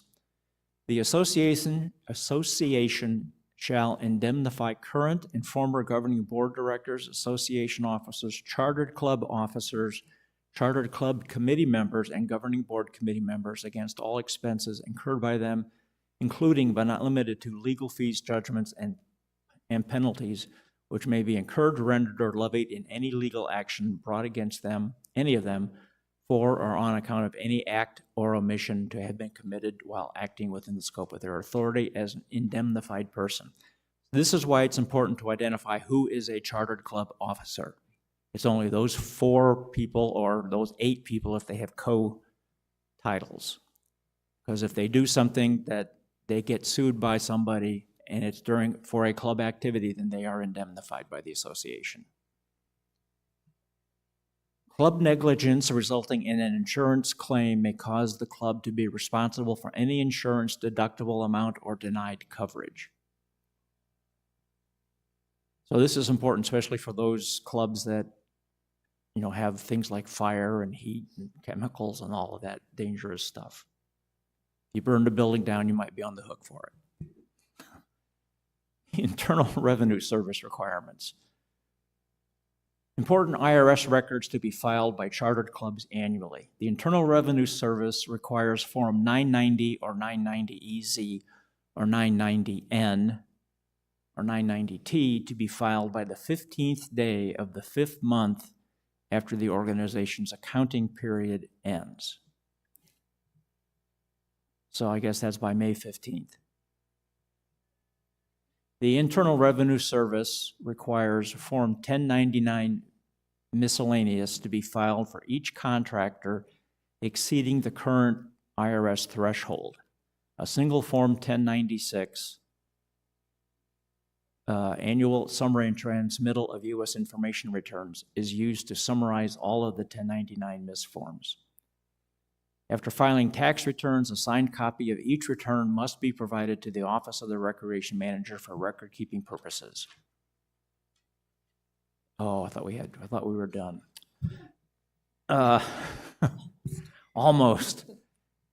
Financial records. All financial transactions defined as all movement of funds through the club's accounts must be recorded in the treasurer's records and retained for a period of 7 years prior to the current period. And then the same stipulation here, the treasurer of record on December 31st will assist the current treasurer in preparing the Form CR7, which must be submitted to the recreation manager by February 15th for the preceding calendar year. The current treasurer signs documents submitted during their term. This annual report must be signed by a club-appointed individual who is independent of the club's board and has sufficient financial skills to provide a certification of accounts and records. So this is the audit form, basically. And now we're done. Okay, any questions, comments from the committee on 9 and 10? Yeah, go ahead, Paul. Yeah, on 5.4, it's talking about indemnifying chartered club officers. I'm aware of situations where our other club board members may run into difficulties because they wind up administering contracts of significant value. Even though those contracts are let by the association through all the required procedures, they still could be sued, whatever, by the contractor. Would it be possible to include chartered club officers and board members? Cliff? I mean, right now it's only for officers. I mean, that's the only requirement, because part of the difficulty is every club is different. Right. You know, if we don't know who those people are, we know who the 4 are, Right. or the 8. Well, our board members are, of course, in the bylaws, so that's established. Right, but it would put additional policy, requirements, fee requirements. Our insurance rates would go up. Yeah, it's just limited to the officers currently. So that would be a change in our insurance, and we'd have to talk about that. Yeah, I mean, even it might be an additional 300 or 400 people. Yeah, well, we haven't had a problem yet, but it's there. But I think what it does is it points out that if there are situations like that, where there are board members who are doing work that they could potentially be sued for, then maybe that should be relegated back to those 4 positions. Yeah, and the reality is most of us have other insurance, homeowners or whatever, that would deal with that umbrella kind of thing. policies or whatever. But it's definitely in their line of work, their responsibilities where this might arise. Yeah, so right now it's only just those 4 officers. Got it. Okay. Any other committee comment? Nick? Okay. David? David Bennett, 137887. I just have a question about philosophy. It has to do with the number of officers. You said more than 8 officers make it difficult to communicate between the clubs and the rec center. Is that the reasoning behind that? I think with 8 it would be difficult. Why do you need to make a new rule for all 92 clubs when you could designate those where you're having problems, work out the problem with communication and not apply rules to everybody else? So in everybody's bylaws, they're all different, and I have inherited all the differences. Oh. So what was approved, I don't know where Jean went. Back there. Okay, what was approved 10 years ago, I wasn't here, or longer. I've had 2 CR5s come in this past week, or last week, I should say, that put in co-officers, and we do check your guys' bylaws to make sure that you guys even can have those co's, and they couldn't. So we do check to make sure, because we can't just add people in there if they're not even this doesn't go to Eugene, but if they're not even voted on by their membership. So we want to just make sure that we're communicating with the right people. And when I send out my MailChimps about twice a month, if every club had 8 to 10 officers, you're looking at about 800 or 900 people I'd be communicating with on the big picture. Yes. Okay, Cheryl Tyler, 105798 Fitness Club. And I have a question on the payments. Somewhere in section 4 there. We have instructors. The members pay, I deposit the money, no problem, and then it gets paid out. We make payments every 2 weeks. A lot of those payments are over, every payment is over $250. Okay, the money comes in, it goes out. We're not having 2 signatures. Are you going to now require us to have 2 signatures? It's up to the club. Okay, as long as we have it written. As long as you have it either in a policy statement or in your bylaws, then it's up to the club to decide that. Perfect, because we have the forms now that we can adjust. I mean, Thank you. we've had some clubs, I mean, they deal with thousands and thousands of dollars. And there have been instances where club presidents have set their spending limit with their bank at $10,000. So, you know, that's a little high. Yeah. But it's to encourage financial prudence. So it sounds like you're okay. Okay, and I have seen the forms for making changes to the RR&Ps for, okay, thanks.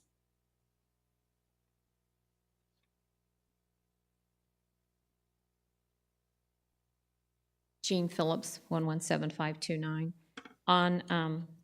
In finance, under section 3.5, I just captured this. It says via all club communications.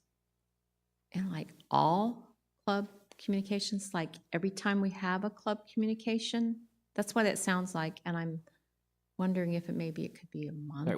Right, where is that again? 3.5 under the finance section.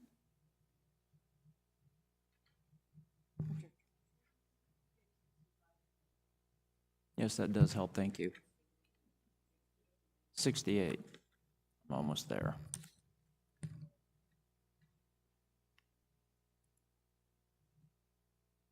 There you go, 3.5. Scrolling faster than. Yeah, it's never easy. Shall provide written 3.5. financial via all, it's the last end of that sentence, via all club member communications. So we need to report that the report is available on all our club communications. Every time we do a newsletter, we do weekly newsletter. Every time. For 3.5? 3.5, the last sentence says, report availability must be announced at club activities and via all club member communications. All is the maybe periodic and monthly. Or whatever your periodicity is. Okay, so weekly. Yeah, so if you have weekly, just put it in there. And, And leave it at the fine print? And yeah, leave it. leave it at the end, or, you know, give it its own section, yeah. More they won't read. Okay. Jack, yeah, I think the point is that, you know, the quarterly report becomes available, and then there are 52 weekly newsletters in a year. That the fact that the third quarter report is available, it doesn't need to be in all 50. No, it doesn't. Yeah, so it's just in the, I would think it's, yeah, it should really say all methods of communication in the next method of, you know, the next periodical communication. It's not every communication, so we can tweak the wording a bit. Yeah, we can tweak that. Yeah. Yeah. Okay, Jamie? I think what it says is via all member communications, meaning all ways you communicate with your members. if you only provide a written newsletter. But if you also provide a written newsletter and email, then you need to do it through all lines of communication because not everybody looks at the same one. So if you have multiple lines of communications with your members, whenever you send that communication out at that 30 days, it needs to go through all of those methods. Yes, thank you. That's the intent. Yes, thank you.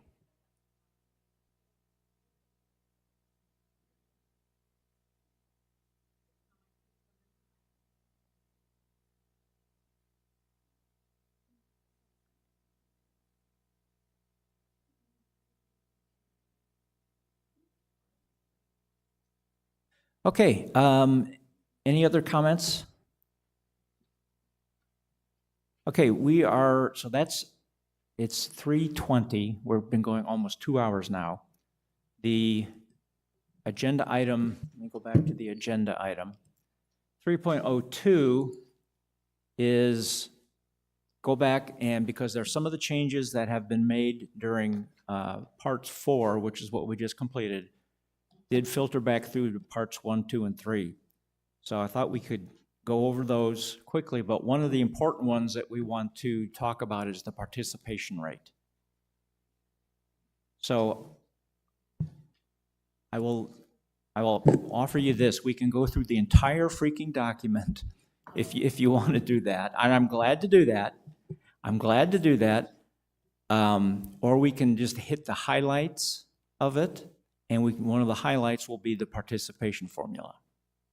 Is that acceptable, or do you want to go to the entire document? Sure, we can do the participation formula first. Nick, you want to?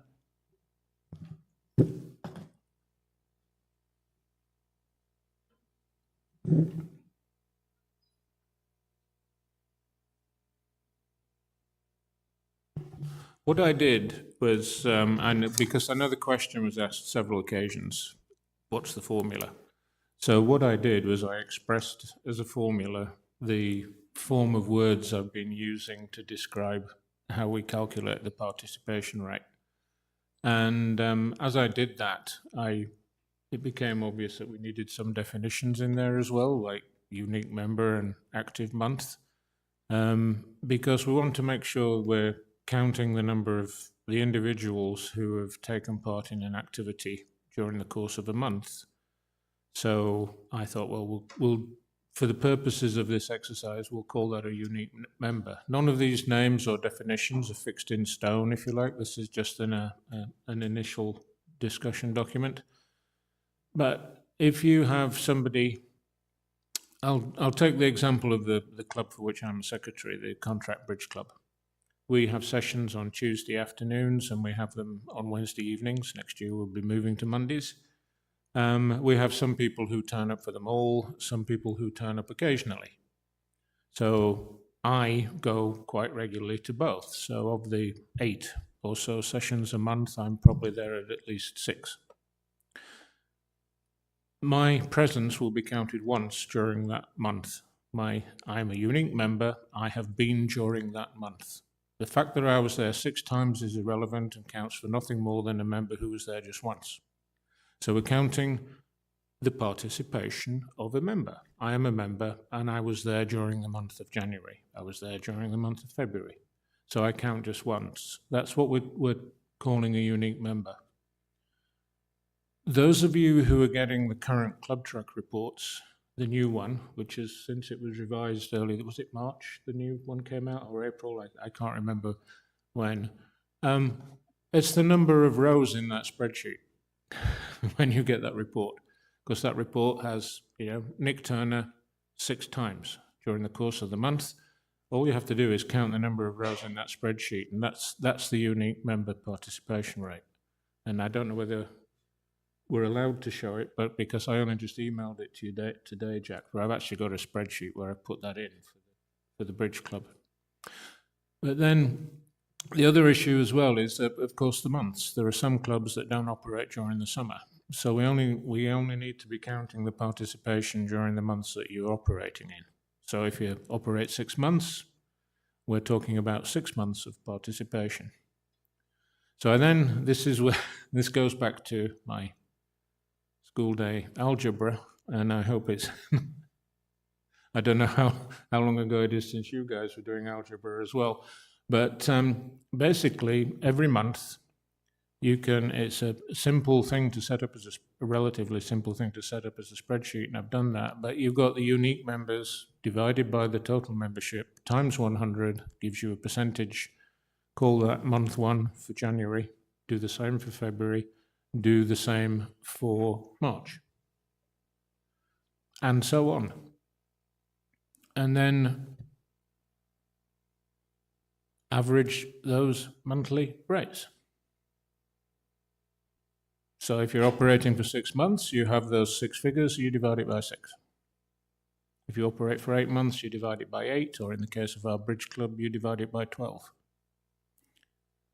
And that's fairly straightforward, and I do now have it in a spreadsheet where I can just take the club track report for our club, key it into the spreadsheet once a month, and it will tell me what the participation rate is. And I actually did that on the spreadsheet.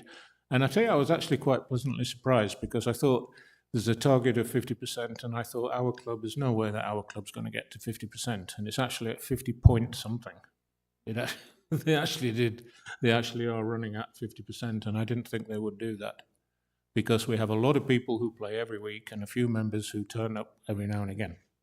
So I did think our participation rate would actually be below that. So I was pleasantly surprised. But to me, this sounds very straightforward, but I know that to other people it may not. And I don't know if you can show that spreadsheet, or Oh, you want to see this? if we're, because it's not a document that was posted in advance.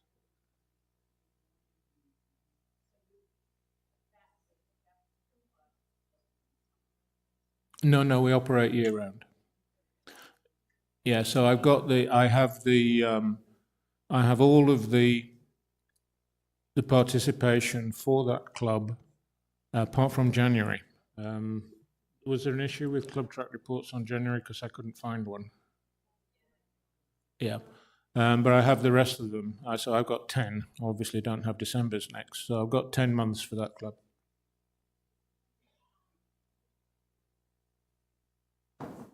Yeah. We do actually have those records on file, so I could actually go through the weekly sign-up sheets and actually calculate that for January if I needed to. Right, here we go. Now, down the left-hand side is just a theoretical calculation I did, and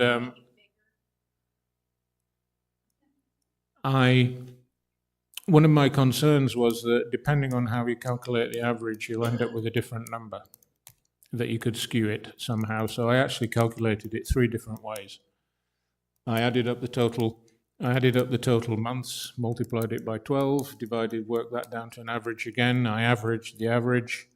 I averaged the total attendance, and as you see there in the yellow highlights, I came up with the same number 3 different ways, and I punched in lots of different numbers into the spreadsheet just to make sure that those 3 totals all came out at the same time.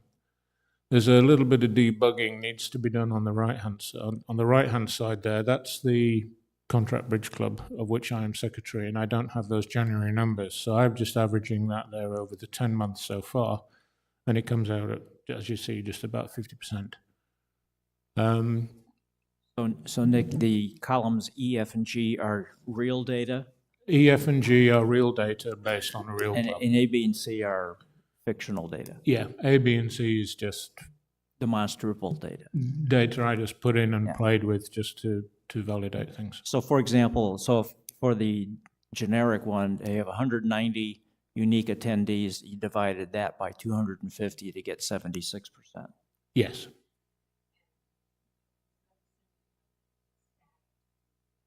Yes, that is an issue that we're going to have to think about, which is that the membership of the club will change during the course of the year. Yeah, so it would need adjusting for that. And then there comes into other questions for it's probably going to result in decimal place issues rather than a major issue, which is, what do you do about members who have left? Because I know for your annual report, you have members who have perhaps died and left, but those names need to be in the list for the reconciliation of your membership dues during the course of the year. But, what do we do about participation? So that's open for discussion as to how accurate and how we really want to be, I think and how unless- much effort would be involved in doing that for every single club. Unless we have a mass die-off, Yes. I'm not sure it's going to be Yeah. a material difference. Yeah. Yeah, which one do you want? This one? So if you go here, this is just the numbers who attended, and the formula there is F7, which is the number of members in the club, divided by $A4%, which is... that might be where my problem is. I haven't changed that to E. Yeah. Yeah, that's where the error is. Let's do it on the generic. Thank you for asking me to do that. I now know why my figures are not right on the right-hand side. Over here, we've got B6, which is the number in January, divided by A4, which is the 250 members in the club, to give 76%. Then down at the bottom here, we've just got an average of that column. So if I do... Yeah. Mm-hmm. So I know we're averaging. My concern was I'm averaging an average. So what I did here over at this side is I actually calculated that same number a different way, and it comes out the same, and the same here as well. Yeah. If anybody wants to come up and look at this afterwards, we can do that. We can sit here and talk about it offline.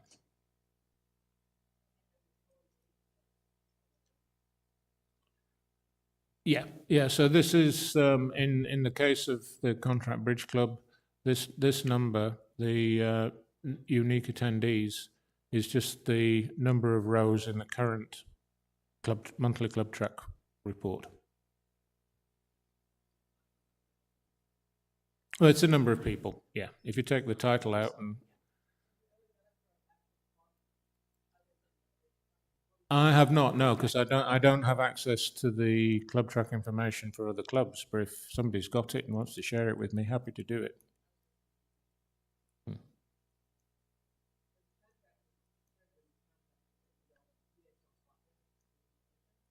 Sorry, we don't? Yes, we do. Mm-hmm.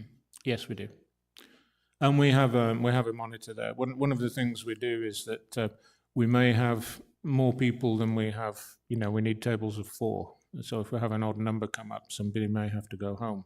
So we have a monitor that when people come in through the door, we make sure they scan into club track and we give them a number. So the people who are likely to get sent home are the ones with the high numbers who've come in late. So we're making sure everybody swipes in as part of the just get it going into the room. Yes. Yeah. Yes, which is why I calculated it another way. So this one here is... Oh, sorry, yes, I'm right down at the bottom here on B21, the 1661. That's the total number of uniques per month added up for the 12 months. And then when you divide that by the 12 and turn it into a percentage, it comes out at the same number. So that's why I did it 3 different ways, to make sure we weren't skewing things with an average of an average. So, what are your thoughts on?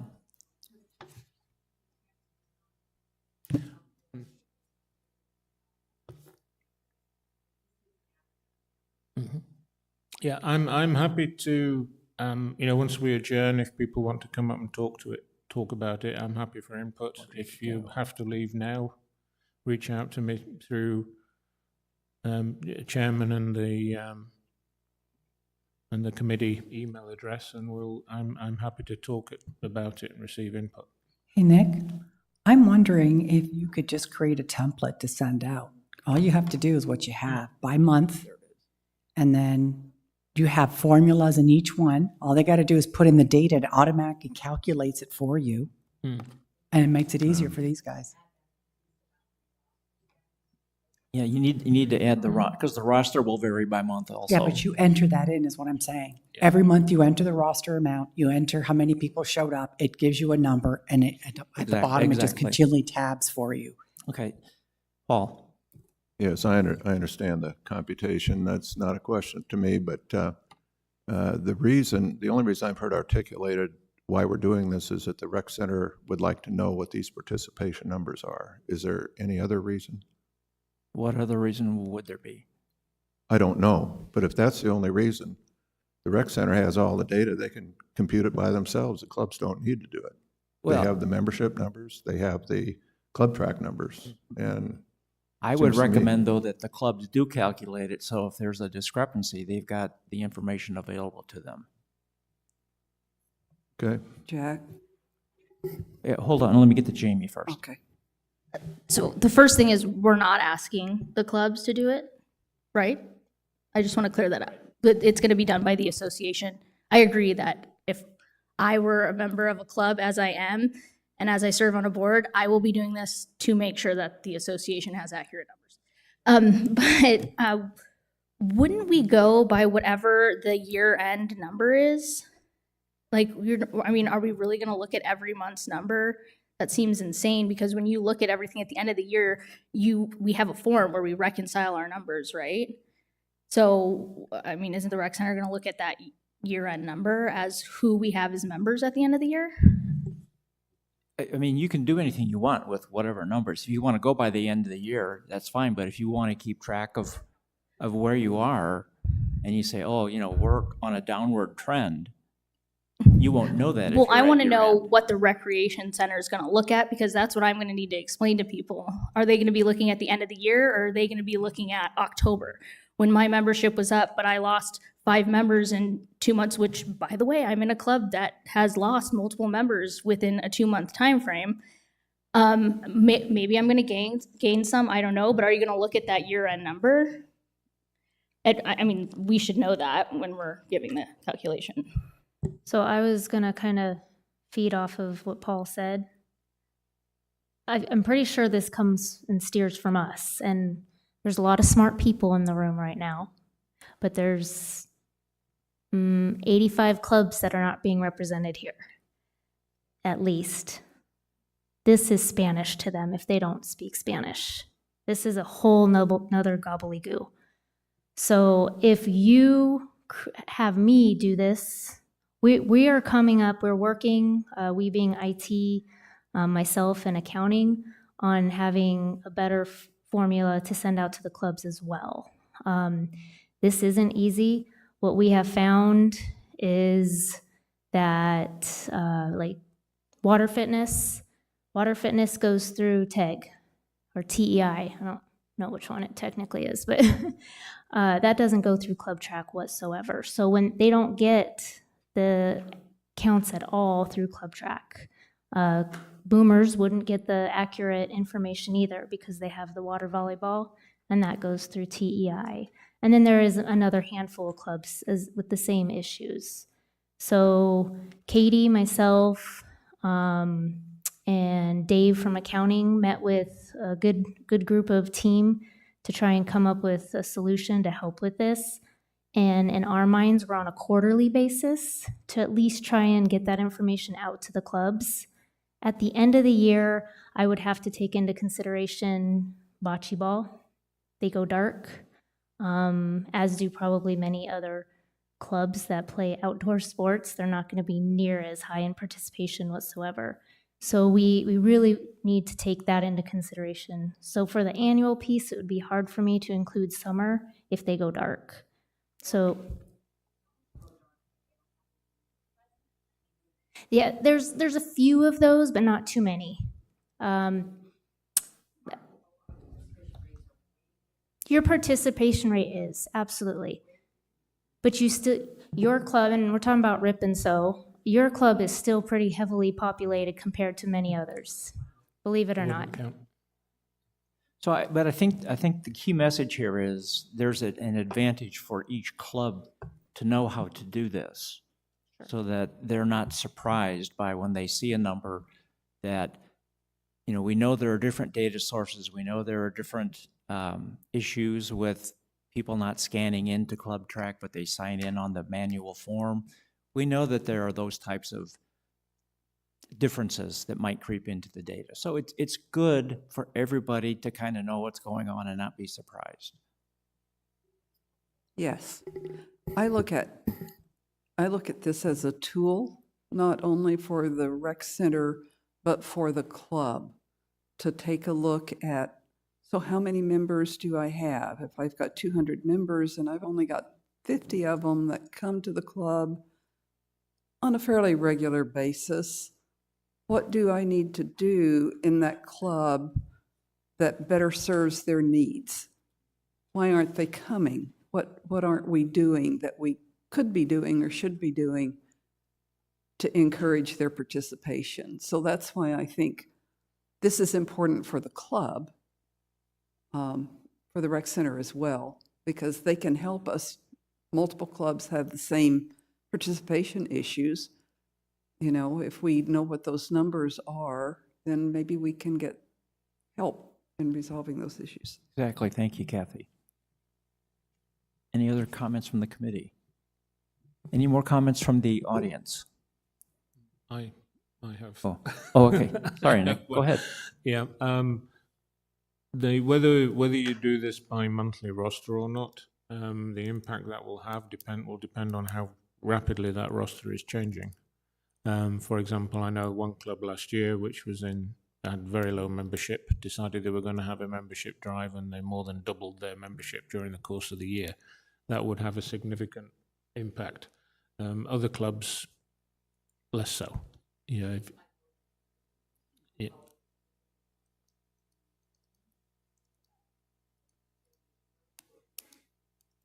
Yes, the clubs I'm a member of have a similar situation, that we've got a high membership now because it's the end of the year and we've had people signing up during the course of the year.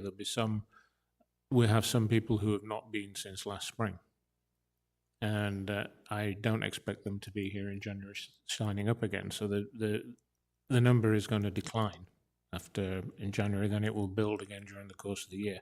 It's a matter of how big that swing is, as to whether, as an organization, we decide that we're going to do it on the monthly roster or just once based on the actual membership. But what I can do is put together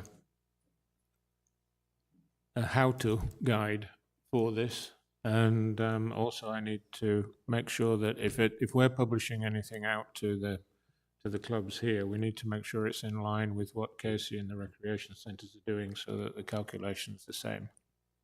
So it might be a little while before we can publish something. Anything else? Okay, anything else from the audience here? We got Dave? Dave Bennett, 137887. This is really complicated because of all of them. Different clubs, and especially softball. We don't go dark during the summer. Only us guys who aren't very bright go out and play in the hot summer sun. So most of the people with sense, and also it's snowbirds, you know, half of the guys leave and go someplace where it's not 110 for bunches of days in a row. So that really would complicate things. And also we don't do club trackers, so that I don't know. I think softball, maybe tennis, some of the others may be unique in that way. And again, if this is participation rate on utilization of space, I'm not sure very many other people will come out using the softball diamond. So this is so complicated because of so many different things. I understand the formulas and things, that's great. But when you get right down to it, if you don't use rooms that are in big demand, then should it even apply to those clubs? So, thanks. No, thank you, David. I appreciate it. You're absolutely right. The whole concept is incredibly complex. there are lots of variables that have to be accounted for, but right now, participation is the only data that we have that we can get. And I think if we can get, the numbers and learn from it, then we can make some decisions or not make decisions because we don't have the right data. But at least we'll have something. Because if we turned it all off, we'd be back to the Stone Ages and having nothing, depending upon the kindness of strangers to determine, what happens. Yes, name and record number. Aletha Delamo, 59669. I would advise that you make it very clear the reason for this, that it's space allocation, because the rumors that are going around Sun City West now is that this is to track individual members, not generic attendance. It's like, well, if you don't attend your club at least once a month, you're not going to be allowed to be a member anymore. Those are the kinds of things that are going on. We only meet once a month. We may not have everybody there that day. So make it really clear that it's a space allocation thing so that these rumors can be quelled. Thank you. Thank you. So I will say, this information is not being done to track individual people and whether or not they participate. Just make sure everybody who watches this video, hears that and understands it. It is not to do that. The numbers are aggregated and looked at the club level, not at the individual level. So thank you for bringing that to our attention. Okay, we are moving up to 2.5 hours. Let me make a proposal here. The agenda item 3.02 was to go back through the entire document. What I will suggest is that because of today's meeting, there are some updates that need to be made to the document. So what I would suggest is that rather than going through it now and then doing it again after the other updates are done, that we postpone agenda item 3.03, which is we will not move it forward to the governing board unless there are any objections here. And that we'll make the changes. We will not schedule any specific RR&P meetings. We will handle these during our regular Charter Club committee meetings. I think we're at a point now where we can, look at just the individual changes, not the whole document. But we will have to go through a final review of the whole document at some point. So if that's okay with you all here, then we will finish 3.02. We will postpone 3.03 and not move that forward to the governing board at this point. So based upon that, we're now at committee member comments. I'll start with Maria. You have any comments?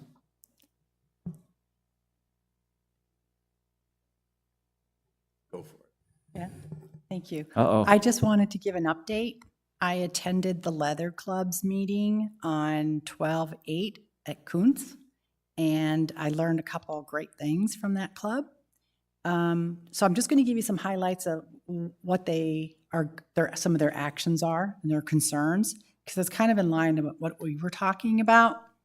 So one of the things that they want to do is they want to require their members to monitor 4 times per year, except for members over the age of 85 and those who have severe illnesses. So that's in their charter. They have some stats that they collected that 80% of their members monitor. So they have approximately 136 members and 80 of them do monitoring. But they want to make sure that they do it 4 times a year. They also discussed, and they're going to vote on it next year when they get new board members, that they want to put a requirement in there that says for people to maintain their membership in the Leather Club, they want to make sure that they understand the members need to monitor to keep their membership. So they're going to have, that's what they're going to talk about in January. You need to monitor to be a member in the club. You can't revoke membership. You can have maybe some things for the next year that they don't get to be a part of, Okay. but you cannot revoke their membership. Okay, so I'm going to get back to them on that, so I'm glad I'm bringing it up.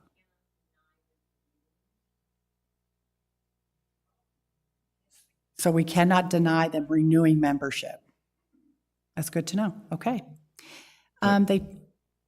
Just make a comment. I think some clubs actually, though, can deny participation in club activities like classes and whatnot if they don't monitor. So.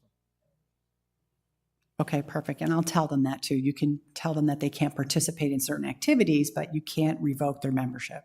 Palo Verde Patchers has it written very well. Valid. Palo Verde Patchers. They have it written well. I can ask them to Yep. reference that. Yep. Okay. They want to utilize a new program for them called the 365 program. It was approved earlier in the year, and this program other clubs are using, and it makes tracking, reporting, scheduling, interfacing with the rec center much easier. So they were really excited about it because they got some good feedback from other clubs who were using the 365 program. And I think Jamie says what they're probably talking about is Microsoft 365. We got a clarification on that. They're paper right now. Yes, they are. You're right. Right? It hasn't been implemented, but they still want to do it. They are looking for members will manage it because they need people who are computer savvy. So they've opened it, and some people put their hands up. So they're going to go ahead and talk about that in the new year. Just really, this group was really fun. There were a lot of joking around and laughing and ribbing with each other. And it was my first time I attended. They welcomed me. And it was just a fun group. So it was really nice to be able to sit there and participate and learn a little bit about them. And there's a new president who's coming in January, and he took our information because he wants to come talk to us a little bit and see how we can work together. So I just wanted to share that with the team. That's great, thank you. Sure. For the no revoking of membership, that's for monetary reasons. If there's disciplinary reasons that are involved, that's a whole nother situation. I just wanted to clear that up. Thank you. Okay, Paul? No. Kathy? Jamie? Nick, I know you've got something. No.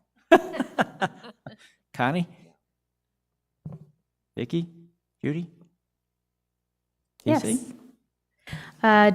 Just reminder, newcomers is January 10th, 2024. And then we have the officers meeting coming up on the 3rd and 4th. You all have the schedule. I will send another reminder out here shortly. And then just a reminder, like I said earlier, please use all the most updated CR forms, the CR5. Please use that because last year we added the club track person, and we also put a second line for the content manager. So just please make sure you're using the updated forms. That's it. Okay, great. Any comments from the audience for those who have stayed? You're hardcore. Thank you for that. Okay, then with that, our next meeting will be February 6th. We canceled the January 2nd meeting. So the next meeting will be February 6th. Everybody have a safe and happy holiday, and we'll see you in February. Meeting adjourned.